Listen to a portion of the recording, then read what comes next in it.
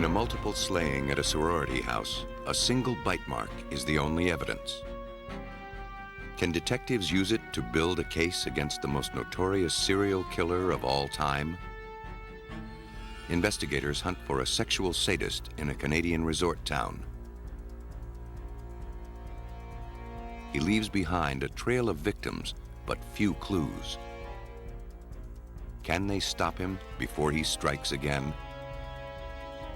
Someone's murdering men on Florida's highways.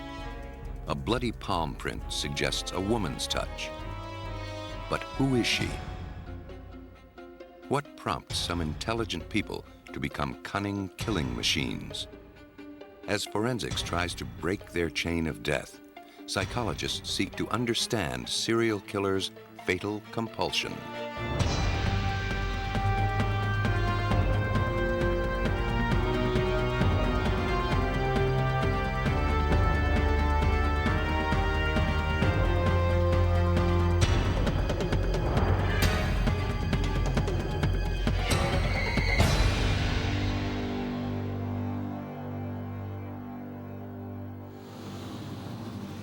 On a February night in Pensacola, Florida in 1978, police officer David Lee saw an orange Volkswagen leaving the parking lot of a closed restaurant.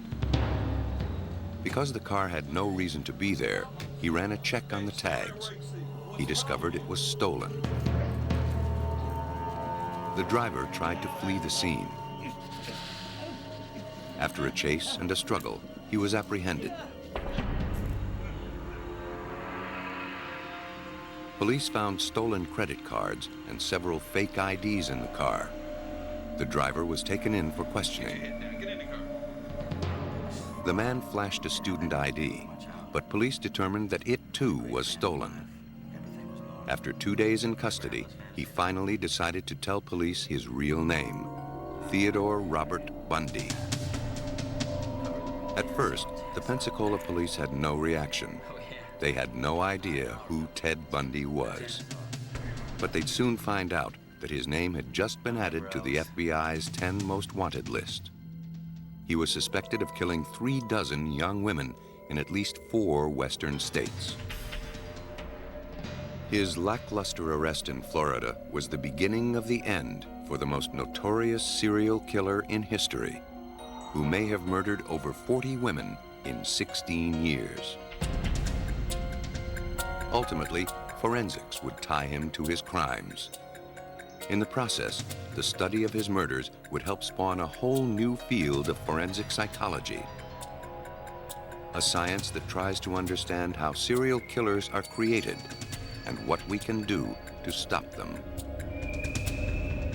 William Hagmeyer of the FBI's Behavioral Sciences Unit in Quantico, Virginia, interviewed Bundy in prison. He was probably the most efficient killing machine that we've seen amongst the serial murderers that we've studied. With his ability to articulate how he made certain choices, why he let certain people live and die, he's become a standard by which other serial killers are measured. So enormous were Bundy's crimes that they defied traditional crime-solving tactics. It wasn't until after he was caught that the pieces began to come together. Bundy didn't know that Florida would be the last stop on his trail of death. He arrived on January 7th, 1978, after escaping from a Colorado prison where he was awaiting trial for murder. He rolled into Tallahassee and moved into a boarding house called the Oaks, near Florida State University. It's now a fraternity house. Bundy didn't kill randomly. He was methodical, selecting college-age women with dark, straight hair parted in the middle. His proximity to campus provided ample quarry. Within a week of his arrival, he resumed his deadly rampage. At the Chi Omega house, sorority sister Nita Neary returned from a date around 3 a.m. on January 15, 1978. The lock to the back door had been broken for weeks. As she entered the house, she heard a commotion upstairs, someone running. She stopped as she saw a man run down the steps and disappear into the night. Then she realized someone was hurt. At 3:15 a.m., the campus police answered a frantic and garbled call for help from the sorority house. Bill Taylor was one of the first officers to respond. We had stopped and broke up a fight between two of our fraternities, and we were just clearing that call when we got a call that two girls were in a fight at the Chi Omega house at 661 West Jefferson Street. The campus police thought this was just another routine call. But nothing could prepare them for what they found.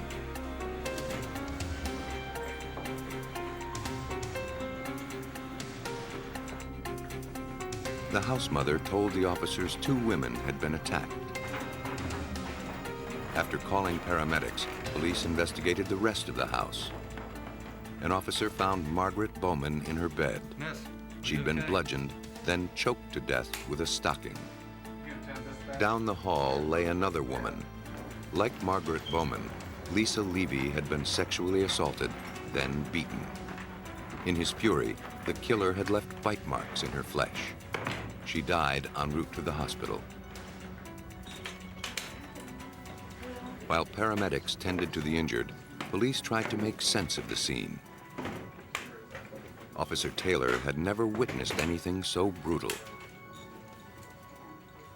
You're thinking all kinds of different things when you're going through there, and just how in the world could somebody do what was done to those victims in that manner while they slept in their beds. The women never saw their attacker. But Nita Neary, who escaped a similar fate by mere seconds, described him. He was of medium height, wearing a navy peacoat and a knit cap. He carried a club.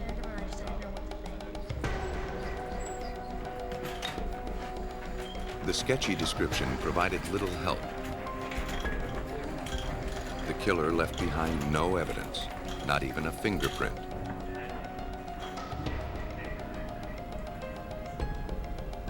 At Florida State University, almost every man became a suspect. Every woman lived in terror. We knew we were looking for a white male. We knew we were looking for someone who was around 5'8", 5'10". We knew that he had a dark-colored kind of peacoat kind of jacket on with a one of those navy blue watch caps on. You were looking at everybody that was walking, or everybody that you could see. Did he match that? Where could he be now? You know, is he hurting somebody else now? You get that horrible feeling that there's more, that something else is going to happen. Are there other crime scenes? Are there other people that are injured, other people hurt that we don't know about yet? By then, Bundy had already moved 100 miles west to Lake City, Florida. There, he changed his tack and pursued a different kind of prey. Yeah, he's just in the back there, yeah. He lured 12-year-old Kimberly Leach into his van. Yeah, he's right in the back. They drove off. Leach would be Bundy's last victim. After ditching the stolen van and killing the girl, he stole a Volkswagen. He was partial to them because the passenger seat could be removed to accommodate his victims. But before he could strike again, he was picked up by Pensacola police for driving a stolen vehicle. Bundy's past was catching up with him, courtesy of the FBI's 10 Most Wanted list. Florida police were almost certain he was responsible for the Chi Omega murders, but they had to gather evidence to prove it. Or 7 if this is a bicuspid to The right. only clues But collected at the Chi Omega certainly murders then you have were the a bite marks on the this body would of show Lisa you real Levy. well, because the lateral Investigators to the right is hoped definitely they would be behind the enough. sepals, and it's high in the arch. The task of bite was analyzing also them made fell on from, forensic the odontologist first Richard bite anyway Souveron. was made harder When Bundy was arrested, and the bite mark evidence was not considered a high priority.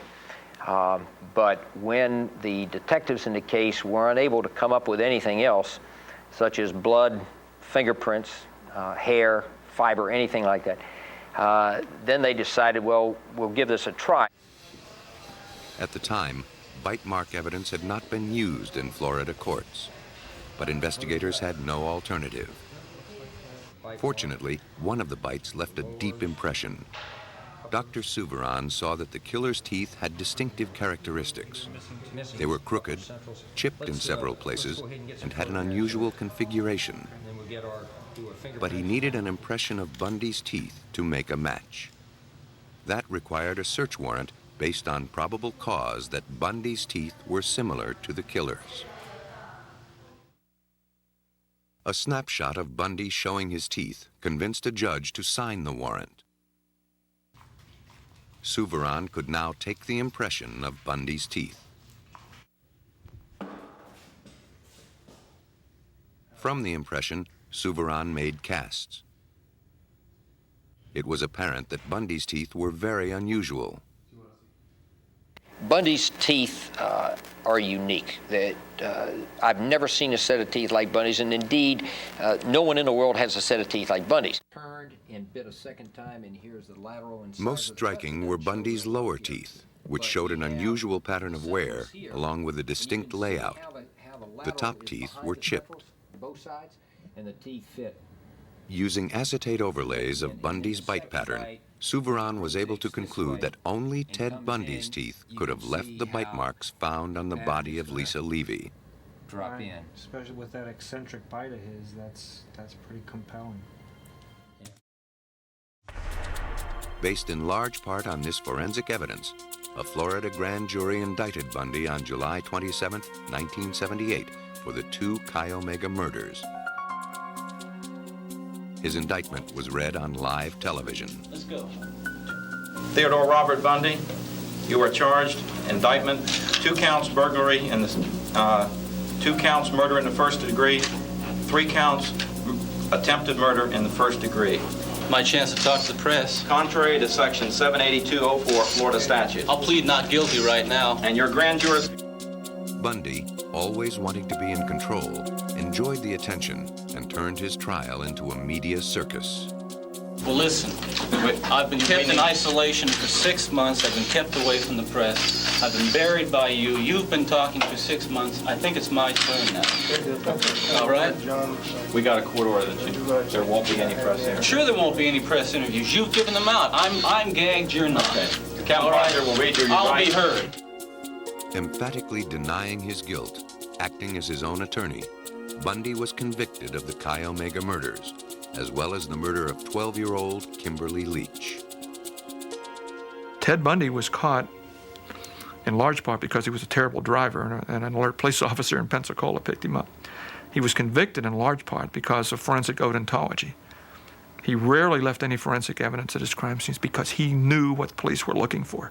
He didn't know that the science of forensic odontology advanced to the point where a forensic odontologist can testify with tremendous accuracy that bite marks on a victim, as with Ted Bundy, matched Ted Bundy's teeth. He didn't know that.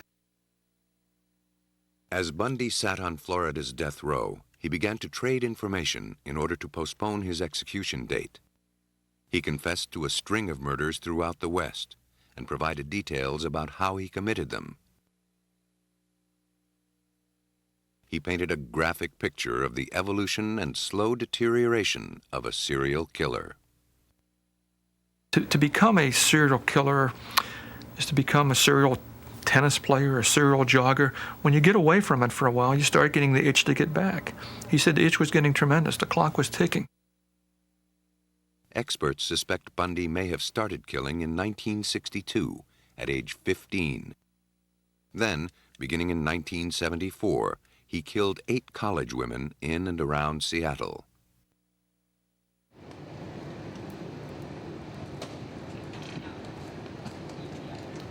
On crutches, or with his arm in a sling, he used his seductive charm to lure his victims.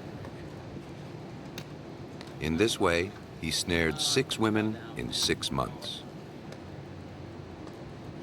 Ted Bundy felt that this victim had a choice.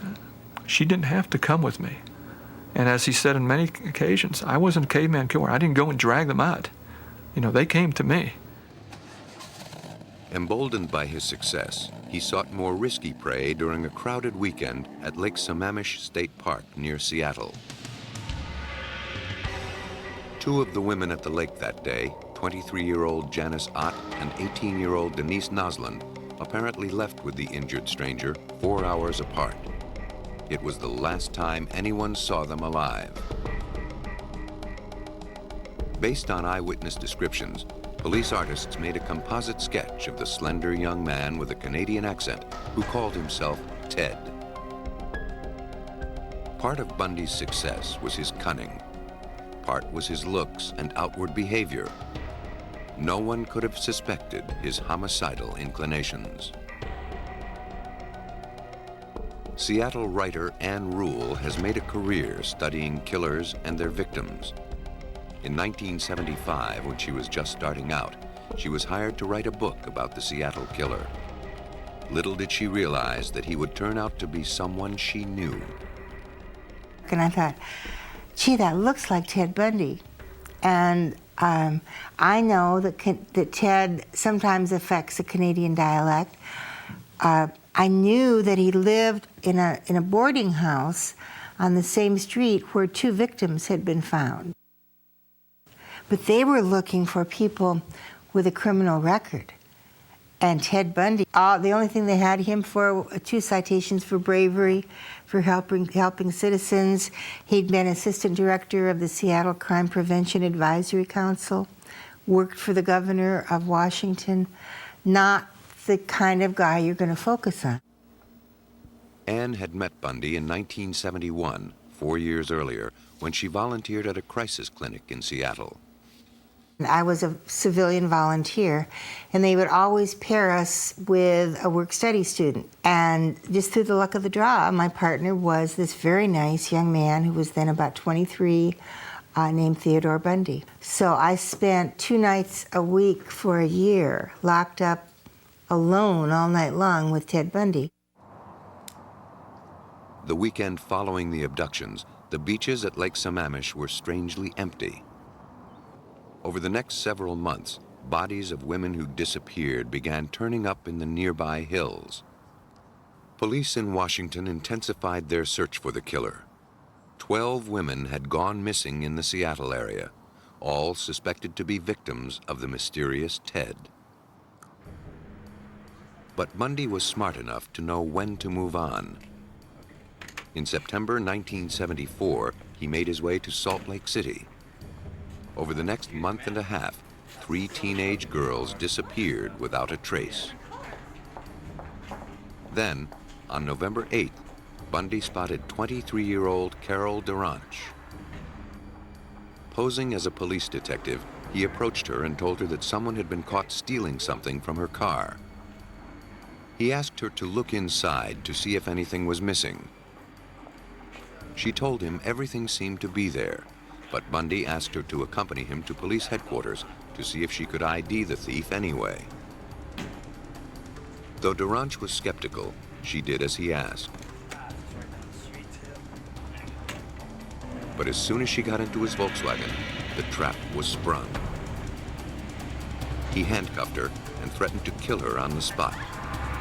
But she managed to get the car door open. She broke free.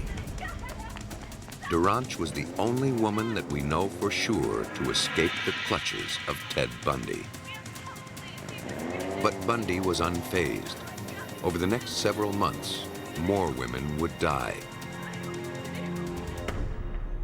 In Utah, Bundy was finally caught on a traffic infraction. Carol Duranch picked him out of a lineup. He was convicted of kidnapping and sentenced to 1 to 15 years.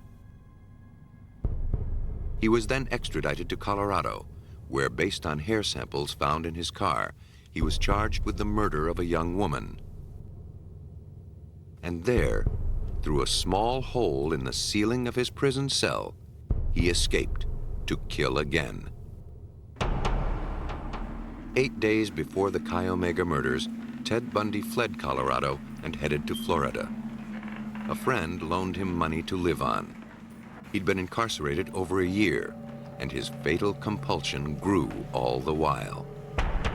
This need to fill the addiction had grown so strong because he'd been in prison and unable to kill, but sitting there fueling his fantasies, thinking about it. And when he was out, he had no control over it. Bundy was now taking chances, making mistakes. Gone was the kindly stranger ploy. At the Chi Omega house, he attacked with violence and rage, and left behind the clue that led to his conviction. Bill Hagmaier believes that Bundy's recklessness was inevitable. Serial killers become more daring and less predictable over time. Many serial killers, in fact, all that I've dealt with, their crimes start out as personal agendas, so to speak. The first victim may be an accident, it may be a displaced aggression, but after that, it becomes predatory. Once he was in prison, Bundy provided the ultimate case study in serial killings. Hagmaier set to work trying to understand where a killer's fatal compulsion stems from. Bundy himself helped interview other serial killers on death row to find a common denominator. The answer isn't clear-cut. In background and behavior, serial killers are just like the rest of us. Serial killers come from different backgrounds. There is no consistent factor that I'm aware of in all their development. Basically, if one were to look at Ted Bundy's evolution as a human being, they would be shocked that he became a serial killer because he didn't act any differently, didn't appear to be maturing any differently than other children around him. Writer Ann Rule believes that killers like Bundy are born and bred. I think to create a serial killer or any sadistic sociopath, you have to have a combination of a genetic predisposition toward violence. Just like some people can play the violin, some people can tap dance, but these people have a tendency toward violence. Now, if that child is born into a loving home where he feels safe or she feels safe, we'll never know. But if you have the terrible synchronicity of the genetic predisposition and an abusive home, then you have the perfect soil to grow one of these people. Bundy showed his homicidal tendencies as a young child of 3. His Aunt Julia, who was then a teenager, awoke to find Ted slipping butcher knives into her bed. But as with most serial killers, it came down to a matter of choices.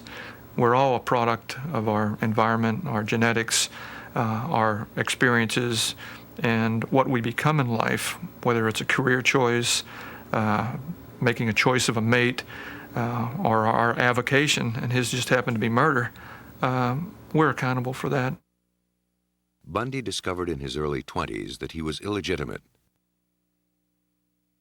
He aspired to a higher station than his stepfather could afford, becoming active in local politics. But rejection by a college girl of breeding and refinement may have filled him with smoldering rage. When he began killing less than a year later, all of his victims would bear a resemblance to the girl who'd rejected him. As Agent Hagmaier spent more time with him, Bundy began to call him his best friend. Bundy shared what it's like to be a serial killer. He said, when you're alone with a victim who's very much alive and vibrant and pleading for their life, he said, you become God. He said, you have the power over life and death. And he said, when you kill them, you hear the last noises that they'll ever put out of their mouth. You can basically taste the last breath that comes out of their body. And he said, there's a phenomenal feeling of power over that. And he said, that's what you feed off of after a while. It was like coming out of some kind of horrible trance or dream. I can only liken it to after, I don't want to over-dramatize it, but to have been possessed by something so awful and so alien, and then the next morning wake up from it, remember what happened, and realize that basically, I mean, in the eyes of the law, certainly in the eyes of God, you're responsible. Bundy was convicted of killing 3 women and confessed to killing more than 30 others. Police will never know if that was a boast or a conservative estimate. He received his final punishment on January 24th, 1989, in Florida's electric chair. Hungry for that sense of godlike power, serial killers feel compelled to murder. But they don't always kill their victims. Sometimes they marry them. On June 29, 1991, 2 canoeists were spending a lazy afternoon on Lake Gibson near Niagara Falls, Canada. The waters had receded, revealing several blocks of concrete speckled with black paint. When one of the men stepped on a block, it broke in 2. He was horrified at what he saw. Inside were the severed limbs of a human body. Police found body parts in each of the 8 blocks. It took 2 weeks to obtain the dental records to identify the victim. She was a teenage girl named Leslie Mahaffey, who disappeared 2 weeks earlier from the nearby city of Burlington. Whoever killed her had also sexually abused her. It was a shocking crime in a country unused to violence. Placed in charge of the investigation was Vince Bevan of the Niagara Regional Police. Once we knew who the victim was, we had, almost a month's lag time in there, so we had to go back and start to retrace to find out, who she was with, what the circumstances were of her disappearance, and start to work back from the city of Burlington to see if we could find any clues that would point us in the right direction about how she met her death and ultimately wound up in the concrete in Lake Gibson. But there were no witnesses and no clues to the killer's identity. Forensic scientist Mike Kershaw began by looking at the concrete blocks, gingerly sifting through the rubble, hoping to find some piece of helpful evidence. I examined approximately 700 pounds of concrete, and just the examination using the light sources I spent probably close to 120 hours on. Some of the things we were hoping to find included items that might have come from Leslie Mahaffey, like jewelry. We were also looking for evidence such as saws or saw blades. But what I've been finding is hair, fiber, hair that doesn't look or looks foreign to the concrete itself or foreign to Leslie Mahaffey. Chemical analysis determined that the concrete was a ready-mix brand so common it was impossible to trace. The paint was a black spray paint. The trace evidence consisted of hair that matched the victim and several strands of different light-colored hair. Kershaw had nothing to compare it with. The forensic evidence was not adding up to much. The search for the Niagara killer took on a new urgency when another young girl named Kristen French was reported missing. She left her school on April 16th and was last seen walking past a church. She never arrived home. 2 weeks after Kristen French disappeared, a scrap collector discovered her body. She'd been sexually abused and killed in much the same fashion as Mahaffey. For Vince Bevan, it was now clear a serial killer was at work, and his increasing boldness was cause for alarm. Kristen French had been abducted at 3 o'clock in the afternoon in a parking lot near a busy street. For somebody to abduct her from that particular area, it's unusual because of the high level of risk that offender would have taken. I mean, there are any number of things that could have happened to interfere with what his plan was. And it's not a desperate act by any means, but it is certainly an above normal level of risk for an offender of this type. The first break in the case came from 75 miles away in the town of Scarborough. For 2 years, police there worked unsuccessfully to catch a serial rapist. Acting on a tip, in 1990 they'd visited Paul Bernardo, an accountant who resembled the man described by some of the victims. He seemed an unlikely suspect. When you think of somebody who could be responsible for crimes like this, you expect them to be marked in some way, like a hunchback dragging one leg behind him. As a matter of procedure, police collected blood and saliva samples from Bernardo for DNA testing. He was one of 1,500 potential suspects, and in these early days of DNA testing, the process was time-consuming. It took an overworked Canadian forensics lab 2 years to complete their analysis of Bernardo's DNA. Meantime, Bernardo moved from Scarborough to Niagara in 1991. The serial rapes in Scarborough had suddenly stopped. The killings in Niagara had begun. When the DNA results came back in February 1993, they proved Bernardo was the Scarborough rapist. Scarborough authorities notified Niagara police. We could have had an opportunity to connect those offenses earlier in the investigation. But as it was, that connection wasn't made until the DNA probe came back with Bernardo. Bernardo was arrested for the rapes in Scarborough and the murders in Niagara. He denied the murder charges, and police had no sure way to connect him to the killings. If Bevan wanted a conviction, he needed tangible proof. He obtained a warrant to search Bernardo's house. A search team spent 10 weeks looking for hair, blood, fingerprints, any physical evidence showing the presence of the murder victims. They got on their hands and knees with a stereo microscope and searched tuft by tuft until they started to find hair, and they actually found small clippings of hair that were unique to Kristen French. Along with the hair, police found traces of DNA from French and Mahaffey. Autopsies revealed that both victims had been drugged.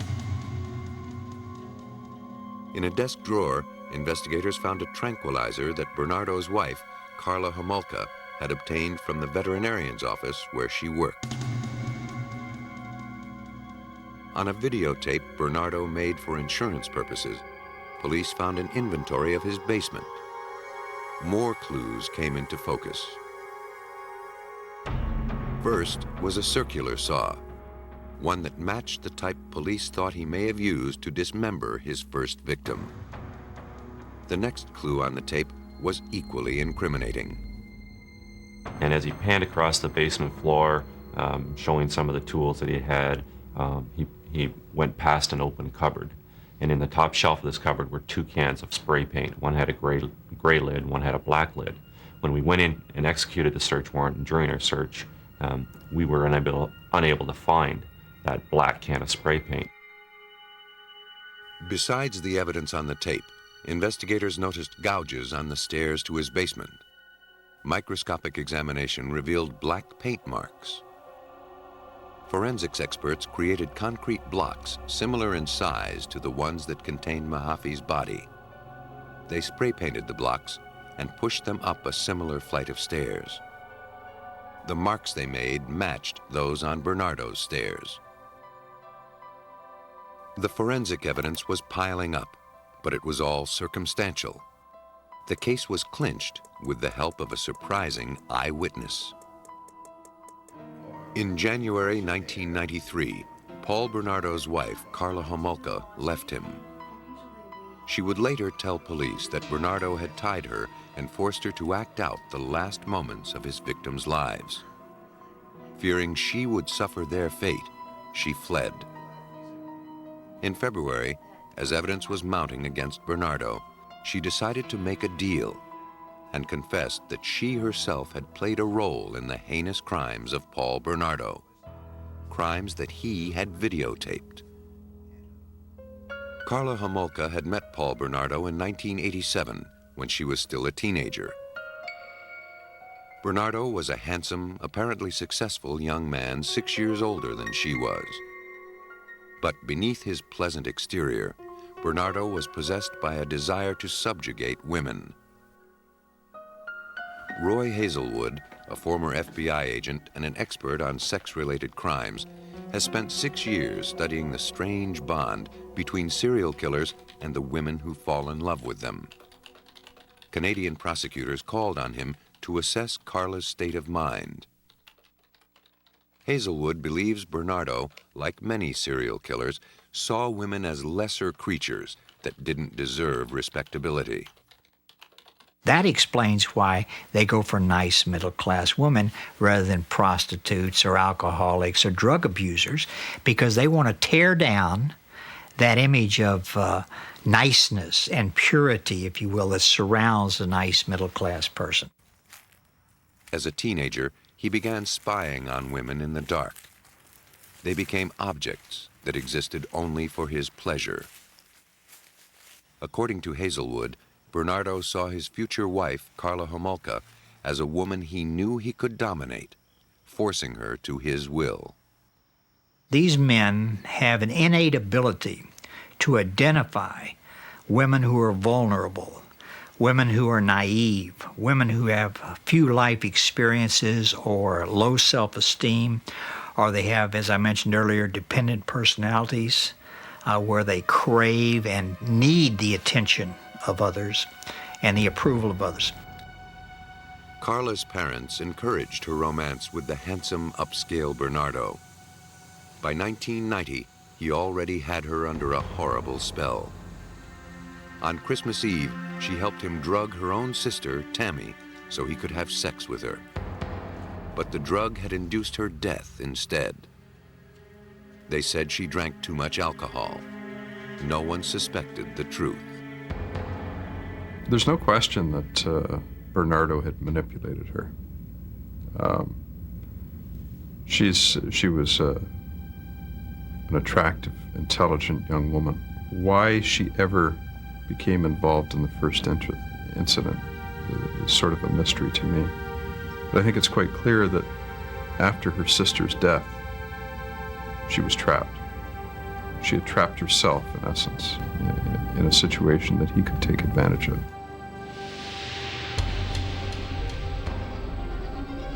On the night of June 14, 1991, 6 months after Tammy's death, Bernardo went out to stalk young women. According to what he told Carla, he saw Leslie Mahaffey locked out of her house at 2 a.m. He offered his assistance, then lured the girl to his car with the offer of a cigarette. Carla told police Paul had forced her to videotape his sexual assaults on Mahaffey. Paul and Carla were married 2 weeks later. The day police discovered the body sealed in concrete. Over time, Bernardo had tightened his grasp on Carla, drawing her deeper into his crimes. Because she's in love with him, and because she wants his approval, and because she wants to please him, she agrees to participate, and eventually it becomes more and more bizarre. Carla helped her husband kidnap Kristen French in April 1992. She'd pretended to need directions, asking the girl to show them where they were on a map. Bernardo sneaked up behind her and shoved her into the car. Once again, according to Homolka, she had participated in and recorded Bernardo's sexual assaults on video. But where were the tapes? Despite 10 weeks of searching every corner and crevice of Bernardo's house, Canadian police were unable to find them. They'd discover later that Bernardo, in jail, had his lawyer remove them. When the tapes were finally turned over to the police, they validated every shocking detail of what Carla had said. Bernardo used the tapes to experience his crimes again and again. The videotapes, along with Carla Homolka's testimony, were more than enough to convict Paul Bernardo. He was sentenced to life in prison, no chance of parole. For her part in the crimes, Karla Homolka was sentenced to 12 years in prison, a sentence based on her testimony prior to finding the videotapes. But the tapes clearly showed Karla participating in the torture and sexual abuse of the victims. Was Karla truly a victim herself, or a savvy accomplice who worked out a sweet deal with the police? Is she a victim? Not in the sense that she's not responsible for what she did. She certainly is responsible for what she did. And she needs to be punished for her activities in which she acted in concert in the abduction and or murder of 3 different people. So in that sense, no, she's not a victim. Is she a victim in the sense that she came under his spell? Is she a victim in the sense that he abused her? In that sense, yes, she's a victim in that sense. From the first of Paul Bernardo's rapes to the day of his capture, almost 6 years had gone by. According to Ann Rule, if he hadn't been caught, he would have continued to kill. They start maybe 2 or 3 years apart, and then it's 1 a year, and then it's 1 a month, and then it's 1 a week, until toward the end they need more and more of the substance that they crave to make them feel normal. And in the case of serial killers, it's murder. First they do it to get a high, and then after that they seem to need it. And they're almost all caught because they begin to take chances in the end. Slowly, painfully, experts are learning the warped rules of the sexual serial killer. But do the same rules apply when the killer is a woman? In December 1989, along a Florida highway outside of Daytona Beach, officers found an abandoned car registered to a Tampa man named Richard Mallory. He had been missing for several days. Another week and a half went by before the 51-year-old Mallory turned up. Naked, shot several times with a .22 caliber pistol, and abandoned 2 miles from where his vehicle was found. Police sealed off the area to search for clues.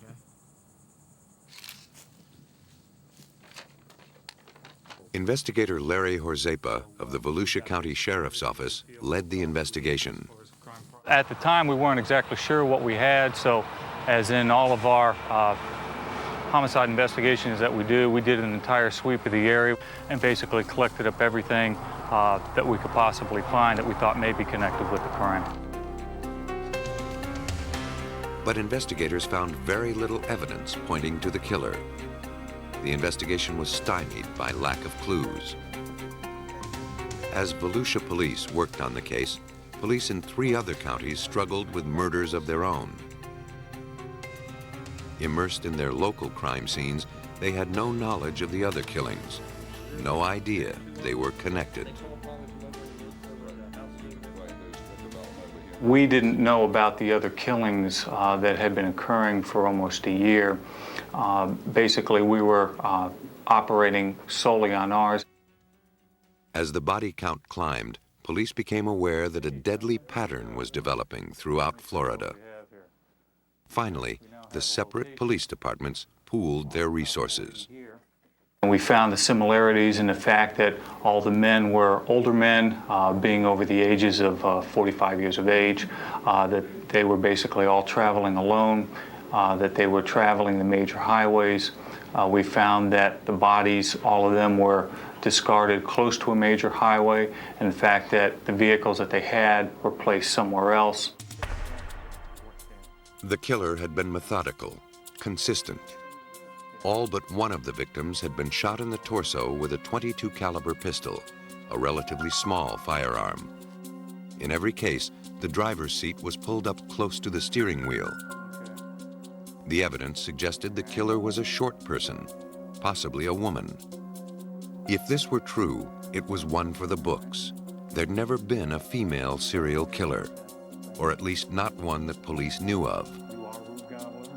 But at this point, it was just a guess. The killer had been thorough, wiping off all fingerprints. Then, on July 4th, 1990, a woman reported to police that she saw a car crash through a fence, then drive off. In the car were two women, a blonde and a shorter brunette. A few miles away, a car matching the description was found abandoned. Witnesses at this scene also described the two women.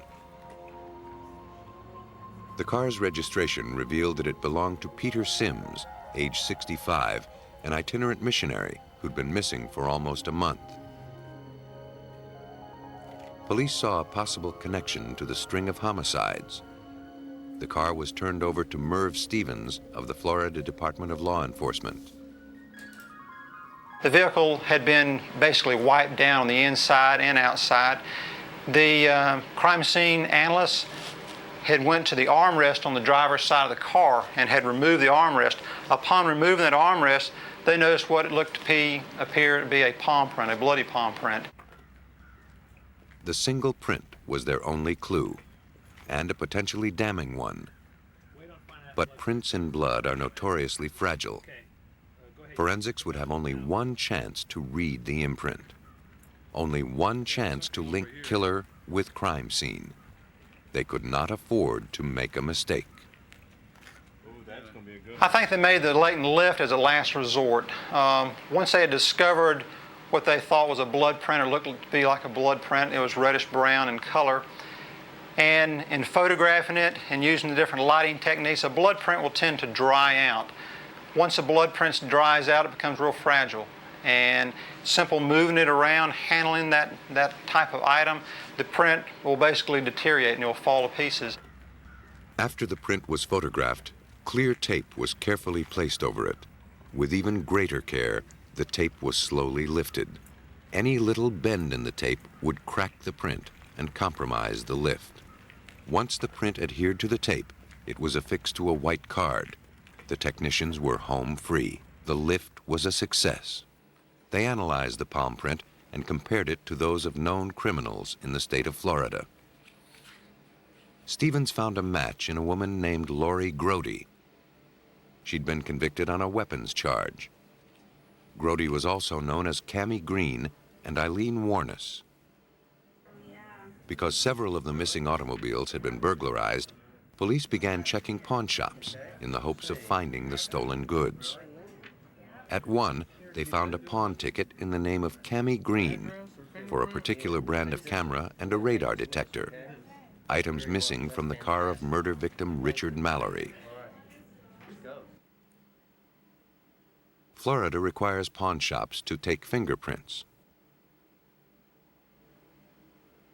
Cammie Green's print from the pawn ticket was compared to the prints in Stevens' files.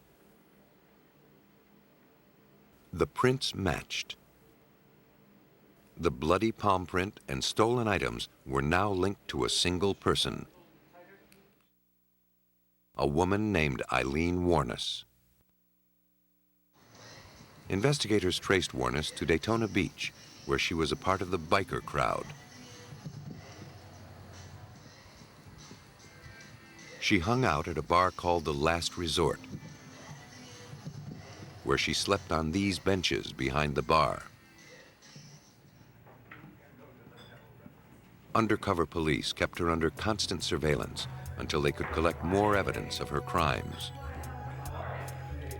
But when they learned that a statewide biker barbecue was scheduled for the next weekend, they were afraid they'd lose Warnes in the crowd. On January 9, 1991, police made their move and arrested her. A key found in her possession led police to a locker filled with items stolen from the murder victims. The case against Warnes grew stronger. Next, they pressured her friends for more information. To keep them out of it, Warnes confessed.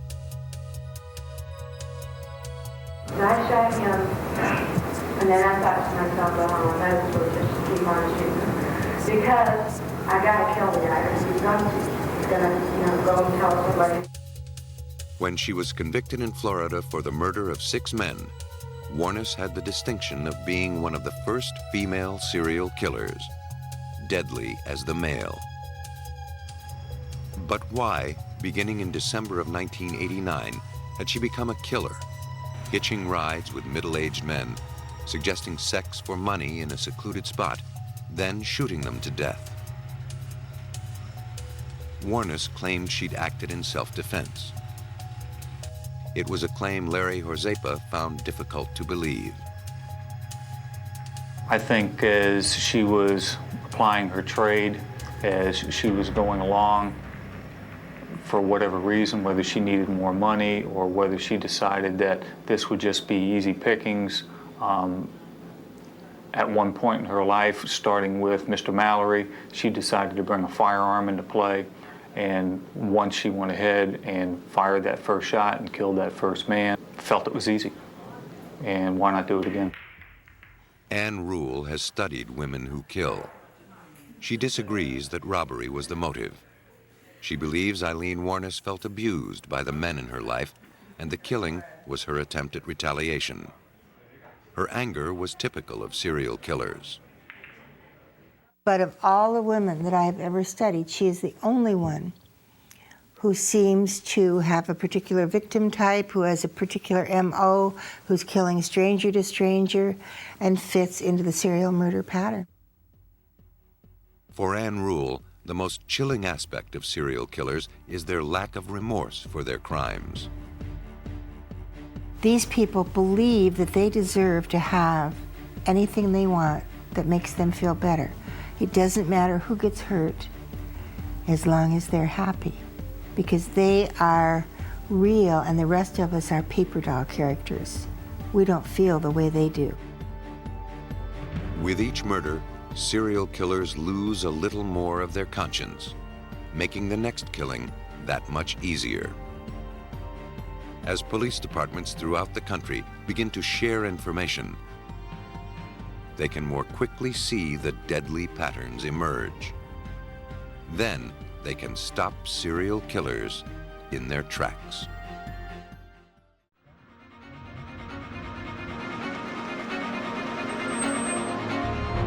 The press calls him the Hillside Strangler, but he may be part of a deadly duo. With little to go on, investigators face an uphill struggle as women continue to die. California's state parks contain hundreds of trails, but only one trailside killer.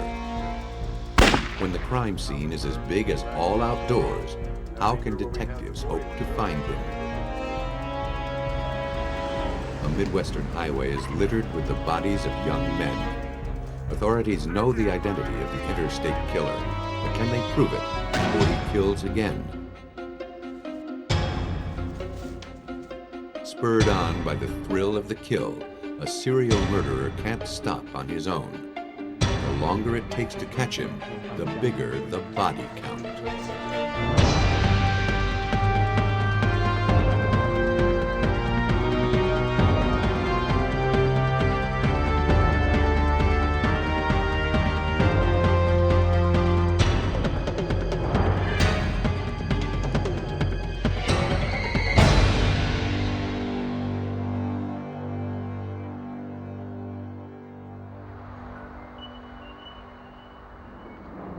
They started on Halloween 1977.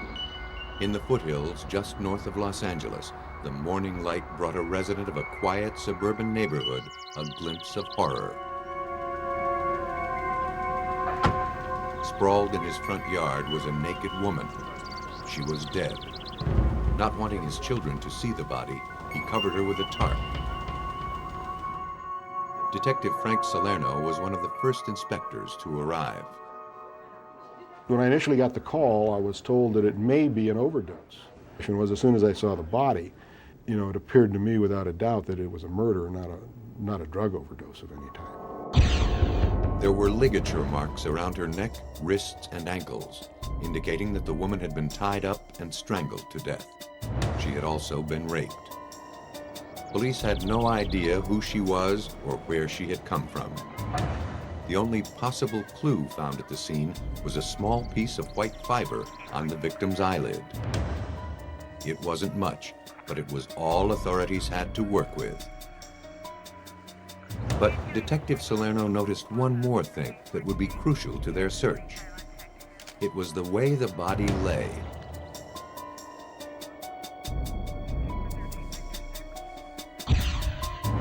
She looked like she'd been placed at the location. She didn't look like she had been tossed. It actually looked like maybe two people had carried her, maybe lifted her out of a trunk, lifted her from the bed of a pickup truck or something, and one had carried her from underneath her armpits and one had carried her from underneath her legs and placed her there. So it was just an overall impression that we may be dealing with two people. Investigators assumed this brutal strangling and the killer's careless disposal of the body was an isolated incident, just another unfortunate murder in Los Angeles. But the Halloween murder was only the beginning.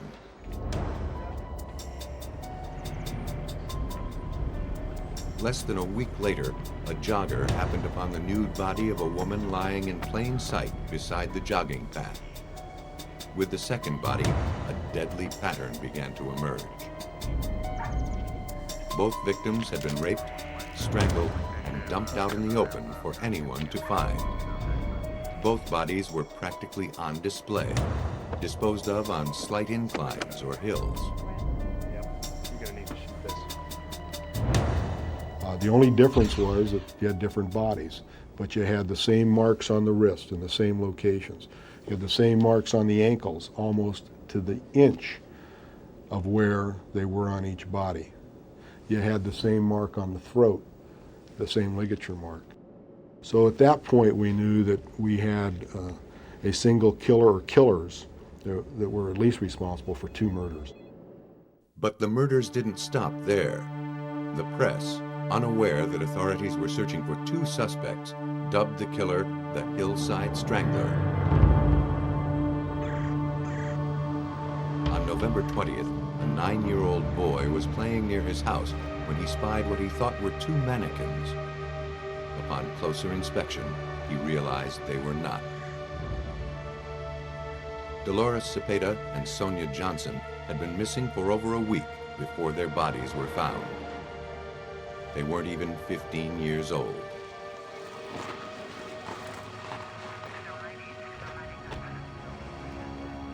The crime fit the strangler's pattern to a T, except in this instance, there was a witness. A boy had seen the girls on the day of their disappearance. Once they got off the bus, he noticed they stopped to talk to someone in a car. He didn't see the stranger's face, but remembered the car was a large sedan. The girls' principal also gave police some useful information. She knew the girls personally and insisted that with the ever-present scare of the Hillside Strangler, the girls would probably not have gone anywhere with a stranger, unless that stranger was masquerading as a policeman. Tension in the city and within the police force became palpable, and officers stepped up their efforts to find the killers, whoever they might be. We were spending 7 days a week, 12, 15 hours a day working. That didn't slow down ever. Police had only hunches and few clues about the Hillside Strangler. They weren't sure if they were looking for one man or two, or whether the killer was truly an officer or just posing. Only one thing was certain. With each passing night, more women would die. November 28th, the killers did not take Thanksgiving off. When Lauren Wagner's parents realized she hadn't come in from the night before, they panicked. Even more disturbing was the fact that her car was parked out front. Whatever happened to Lauren took place after she got home.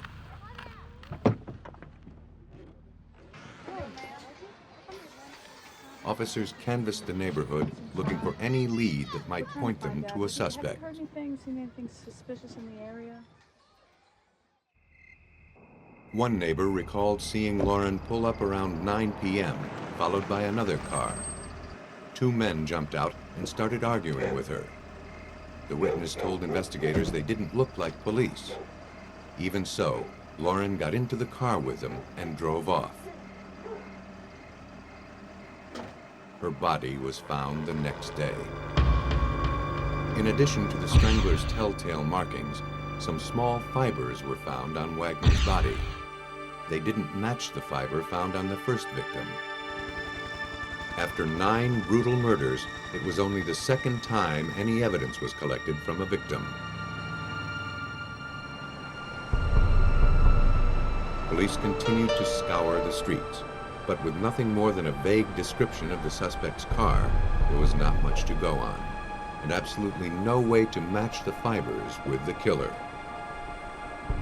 The witness's report did, however, confirm the police's theory of 2 killers, and authorities now believe the men were merely posing as police.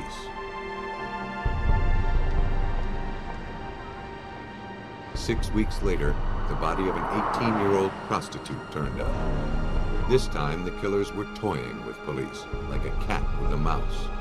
They dumped the body on a hillside with City Hall as a backdrop. But it just seemed like they were trying to give us a message that they were still operating. They were operating with impunity. They could do whatever they wanted when they wanted. Police searched the apartment the prostitute had gone to that night and found fingerprints that they thought might belong to the killer, but they didn't come up with any matches in their databases. Then, as suddenly as the murders began, they stopped. With such little evidence to go on, there was not much detectives could do but sit and wait.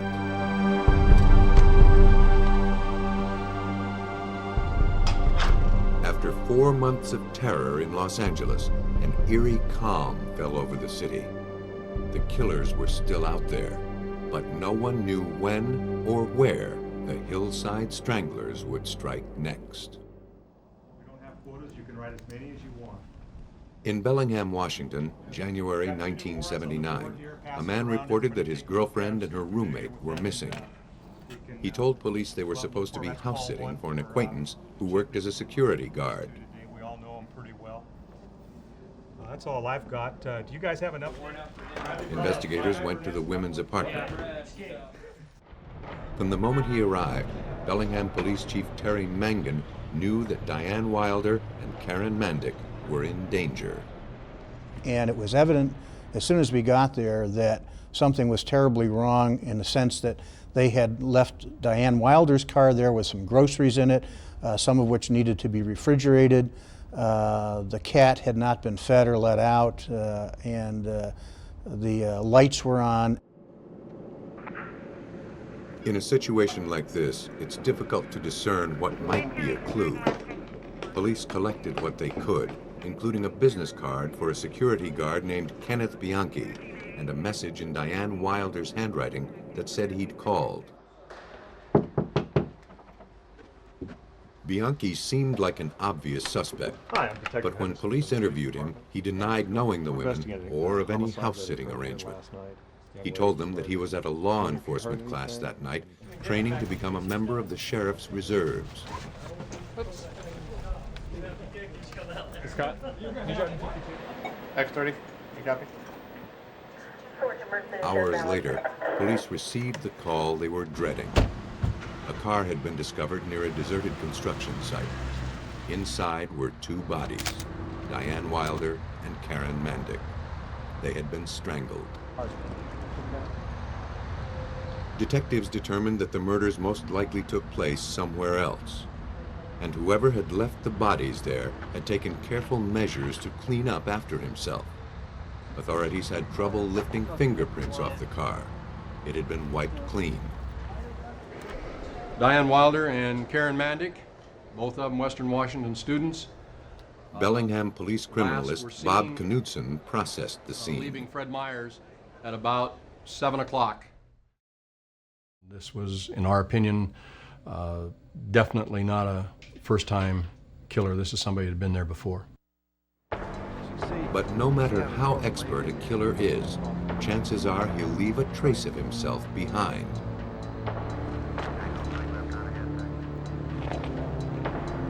A single hair that did not belong to either of the women gave detectives some hope of linking the crime to a suspect. On one of the women's shoes and clothes were fuzzy gold fibers, most likely from a carpet. Locating the source might lead investigators to the murder site. Though finding a gold carpet would be no problem, the chances of finding the right one were slim. Detectives checked on an address found in the glove box.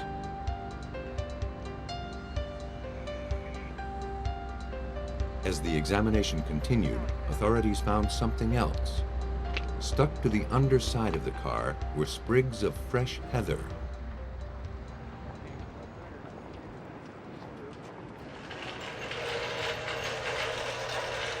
Police brought the car to the lab to study the underside more closely. They found several fresh scrapes on the gas tank. Investigators speculated that when the killer threw the bodies into the car, the weight forced the back of the vehicle down onto a rock or something similar. The killer may have scraped the gas tank as he pulled away.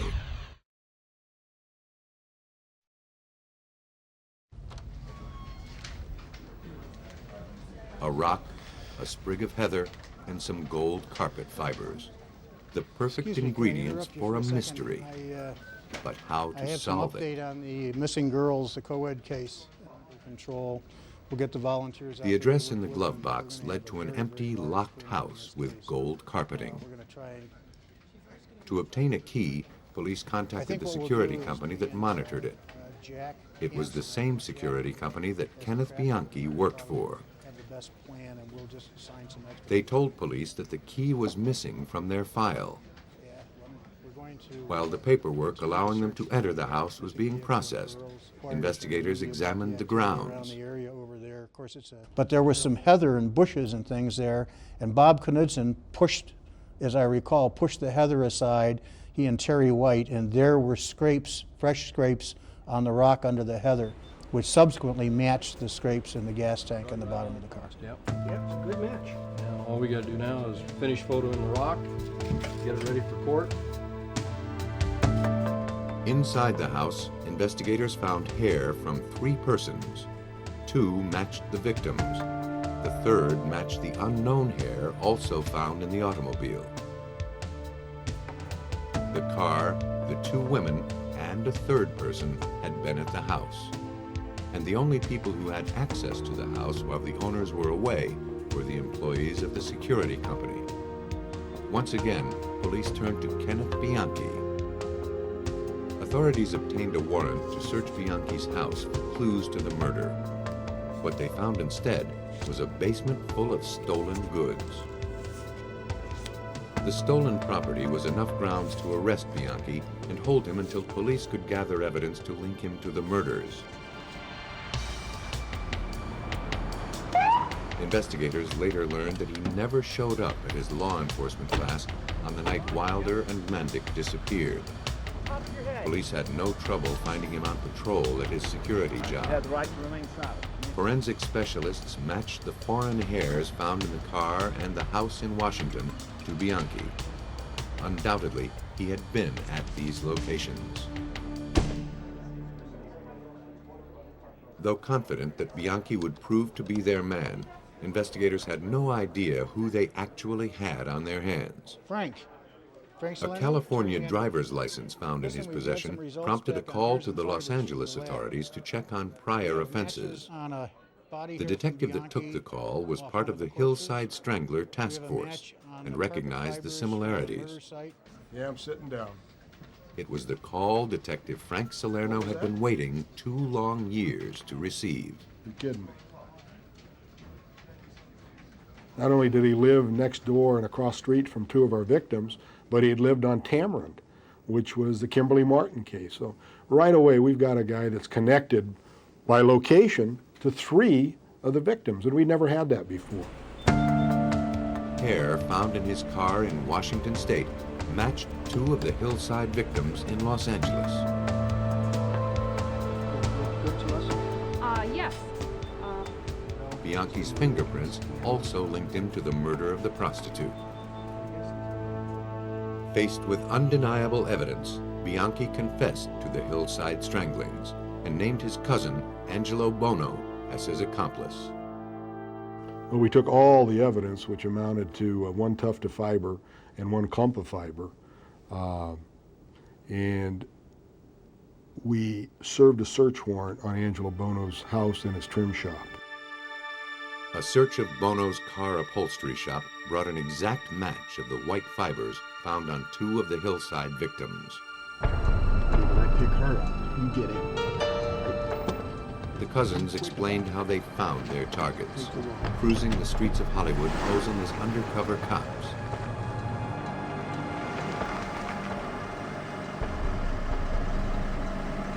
Some of the victims were prostitutes who were easy to lure into the car. Others were simply stopped and arrested on bogus charges. Once a woman was in the car, she was handcuffed and taken to Bono's shop, where she'd be tied up, raped, and strangled to death. Then, it was just a matter of disposing of the body under cover of darkness. Just standing On the corner by yourself, just like that. California, in the state of Washington, are giving up the death penalty. How does a defendant plead to count one of the information? Guilty, Your Honor. How does the defendant plead to count two of the information? Guilty. Bianchi pled guilty to 2 first-degree murders in Washington and confessed to 10 murders in California. He and Angelo Bono are currently serving multiple life terms without parole.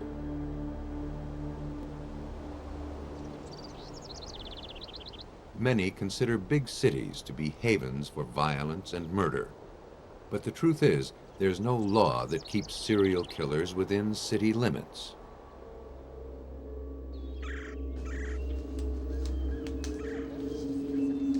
In October 1980, some hikers were enjoying the serene beauty of Mount Tamalpais State Park in Northern California when they made a gruesome discovery.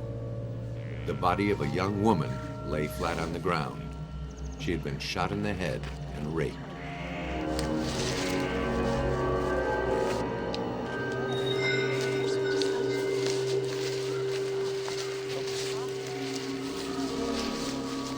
Police arrived to process the scene. The victim was 26-year-old Ann Alderson. She'd gone to the park to meditate the day before and had not returned. Detective Rich Keaton of the Marin County Sheriff's Department led the investigation. The park is almost like a sanctuary, and it has kind of a reverence in it, and overlooking San Francisco Bay. And to have such a violent crime occur in a pristine area was just out of the ordinary.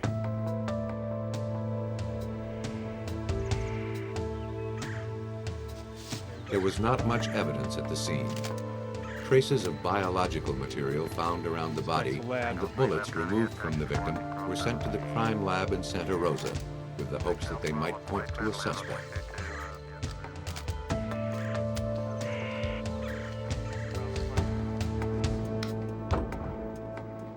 Forensic specialist Mike Waller set out to determine what type of weapon was used in the murder.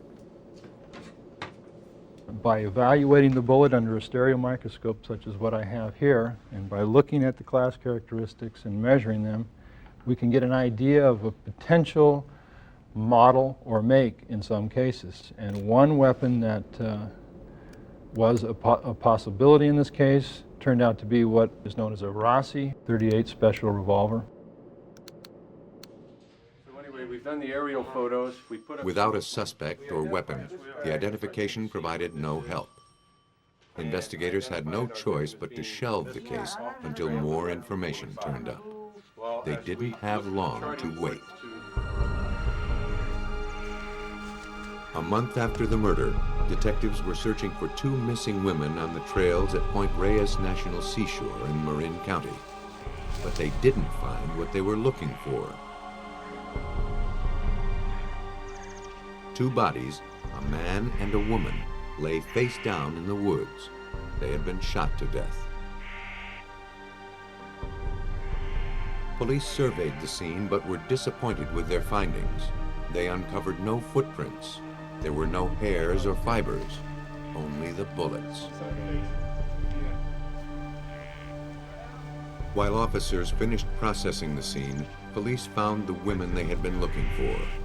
They too were dead. Both women were naked. They had been shot and raped.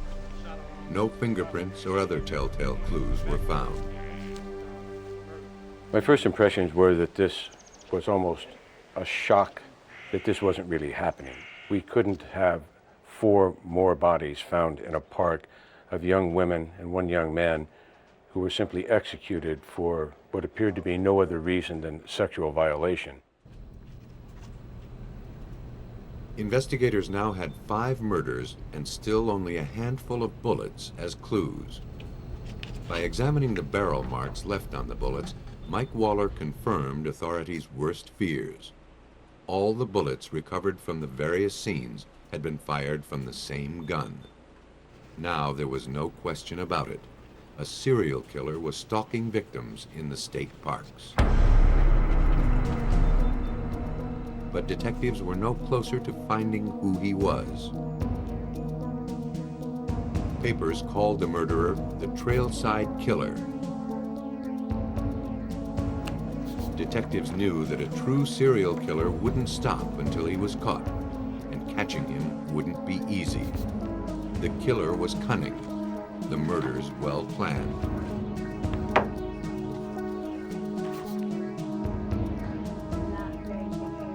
Police hoped that someone may have spied the killer before he made his kills. A task force collected accounts from people who had seen a strange man on the hiking trails earlier in the day. They put together a composite sketch from their descriptions. Investigators also assembled a profile of their suspect based on case histories of similar murderers. He would be a white male, 20 to 25, who was tall and thin, with black hair. He would be good-looking and charming, an outgoing guy with a winning personality.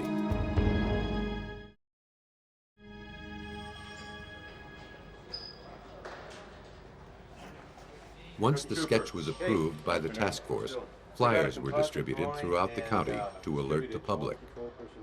Warnings were posted at the state parks, and agents hiked the trails undercover. The FBI was brought in to assist with the investigation.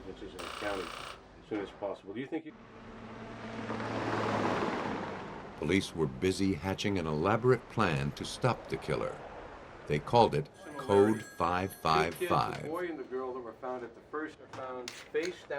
The idea was to immediately shut down all roads leading out of the county the second the next attack was reported. It wouldn't prevent another murder, but it was the only way authorities could see to apprehend a suspect. And something had to be done. The community was frightened to death. The hiking trails became vacant. People quit coming to the parks. The suspect's face was posted everywhere in an effort to warn the people of Marin County. But police were ready. Code 555 could be deployed in a moment's notice. Next time the trailside killer struck, there would be no escape. Bodies were found on the left-hand side of the mountain. Like in some fairy tale, in the beautiful mountains of Northern California, there dwelled a monster. Though 4 months had passed without incident, investigators knew the trailside killer wasn't finished. In March of 1981, visitors to Henry Cowell State Park were taking a break at the observation deck when they heard screams. Help! A terrified young man was limping up the trail toward them, yelling hysterically. He had been hiking with his girlfriend when a stranger approached and shot them both.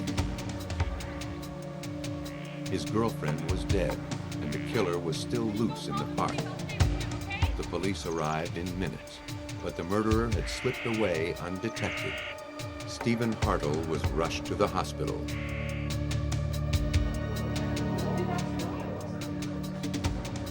Marin County Police had been ready for the trailside killer, prepared to shut down all exits from the county.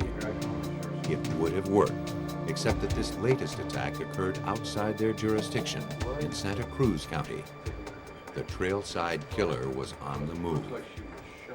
He took great delight in watching what the police agencies were trying to do, and that he was staying always one step ahead of us, one step ahead of apprehension, and was probably taking great glee into the fact that he was not being identified, not being discovered. And I'm sure that he was reading every news article that came out. Santa Cruz police found some footprints at the scene and took plaster casts for future comparison. Those and the bullets were almost all the evidence authorities had. But there was one thing the killer didn't count on. Stephen Hartle had survived the shooting. He was an eyewitness. But when police showed him the sketch of the trailside killer, something was horribly wrong. Hartle didn't recognize him. In fact, he was certain his shooter was another man. Authorities now faced the shocking possibility that Hartle and his girlfriend were victims of a copycat. The man Hartle described looked nothing like the killer in Marin County. He was large with broad shoulders. He wore glasses, a mustache, and had thinning hair. And most unlike the trailside killer, this man was 20 or 25 years older. Detectives swiftly distributed the second sketch around the area and redoubled their efforts to catch not one, but two killers. Thank you. All right, bye-bye. Then, a call came in to Detective Keaton that set the record straight. The lab had compared the bullets from the Santa Cruz attack to the ones in Marin County. They were a perfect match. The bullets had been fired from the same gun. There was no younger man. The first suspect composite had been a terrible, time-consuming mistake. Authorities had been looking for the wrong man. They quickly dispensed with the first sketch and concentrated on the eyewitness account. So instead of it being a young white male in his early to mid-20s, we were looking at a male who was actually about 50 years of age. Hey, hon. While the hunt continued, people went about their daily lives. Heather Skaggs needed a car. She'd shopped around for a few months with her boyfriend, but had no luck. It's David Carpenter. She decided to check out a car that one of her co-workers had found for sale. Yeah, I've got a number in my purse, because I do need to get going now. Before she went off, she jotted her co-worker's phone number. His name was David Carpenter. Yeah, but listen, I'll just talk to you. Heather was running a little late and had to rush if she was going to meet Carpenter on time. They said their goodbyes, and then Heather left for the last time. In the morning, when she hadn't come home, her boyfriend turned to David Carpenter for answers. Okay. Carpenter hadn't seen Heather or heard from her at all that day.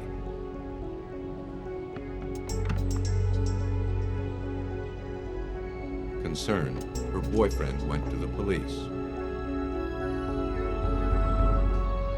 When police questioned Carpenter, he told them the same story. But his resemblance to the sketch of the trailside killer was difficult to overlook. For 2 weeks, they kept him under surveillance. When a background check revealed that he'd previously been convicted for rape and assault, investigators brought him in. Although the murder weapon was nowhere to be found, investigators retrieved a single .38 caliber bullet from his car. It was rushed to the lab for analysis. Heather Skaggs' body was found a few days later. You can't see through the glass. Okay. Stephen Hartle had recovered fully from the attack and was brought in to look at a lineup. He had no trouble picking out the man who had shot him and killed his girlfriend.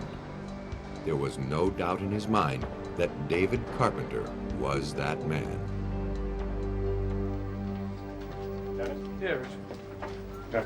At long last, authorities believed they had captured the trailside killer. Finally, the parks were safe. The senseless murders would stop. But to make the case, officers still needed to find the murder weapon.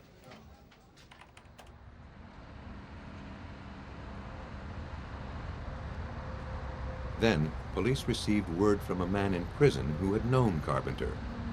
He had information to share in exchange for a lighter sentence. He told police that if they searched a certain vacant lot in San Francisco, they'd find Carpenter's gun buried under some rubble. The weapon was sent back to Mike Waller at the lab for final testing and identification. We got knives, we got guns. By test firing the gun himself, Waller had bullets to compare with those collected from the murder sites. Fire in the hole!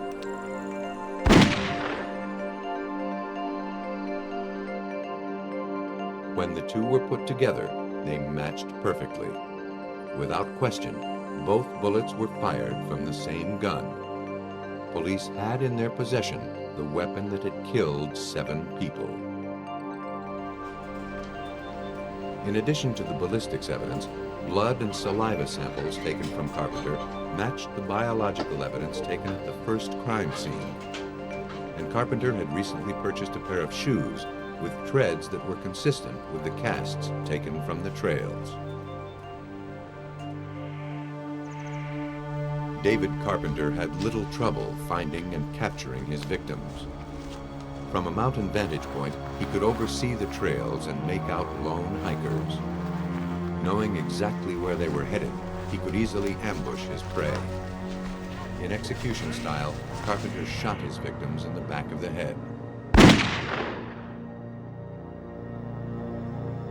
David Carpenter was convicted of a total of 7 counts of first-degree murder and 3 counts of rape. He was given 2 death sentences. Carpenter specifically targeted women for his sexual gratification.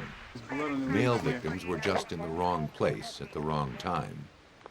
Though most serial killers are men, they don't always prey on the opposite sex.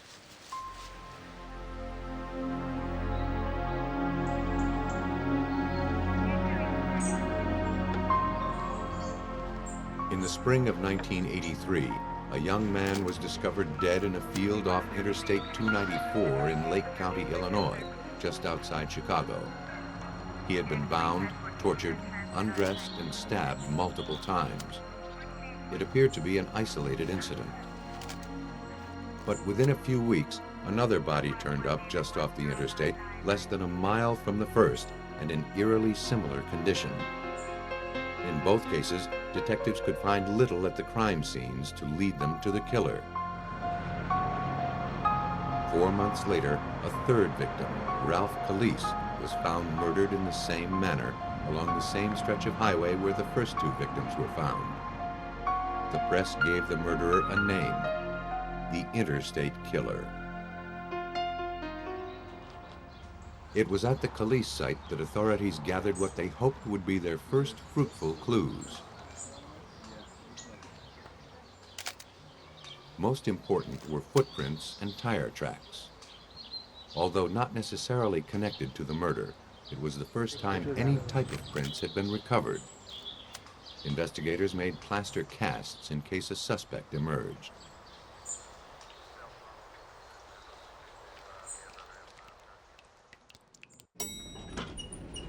Detective Dan Collin knew it would only be a matter of time before he killed again. When we had the third victim in August, which was Ralph Calise, then we knew we had obviously an individual working the north side of Chicago. If you're still alive over there. Aware that serial killers often move around to avoid capture, Collin notified neighboring jurisdictions. When Lake County police described their victims, authorities in Indiana recognized the pattern all too well. They had been investigating 9 of their own unsolved murders that fit the killer's profile. All the victims had been stabbed in similar fashion and abandoned near highways. The manhunt took on new urgency now that police knew the killer had crisscrossed state lines to murder 12 men. Which town? It's actually right off the map. In their pursuit of the interstate killer, Indiana and Illinois law enforcement pooled their resources. Acting on a tip, Indianapolis police had singled out one suspect, a man named Larry Eiler, who had been arrested for a similar crime and acquitted. Even as Indiana's #1 suspect, there was no hard evidence against him. Authorities couldn't make a move until he moved first. But when and if he did, they were ready for him. Illinois police had to plaster casts of the footprints and tires taken from their last crime scene. If Indiana authorities could find a way to compare the prints with Eiler's, they were welcome to them. In less than a month, they'd have their chance.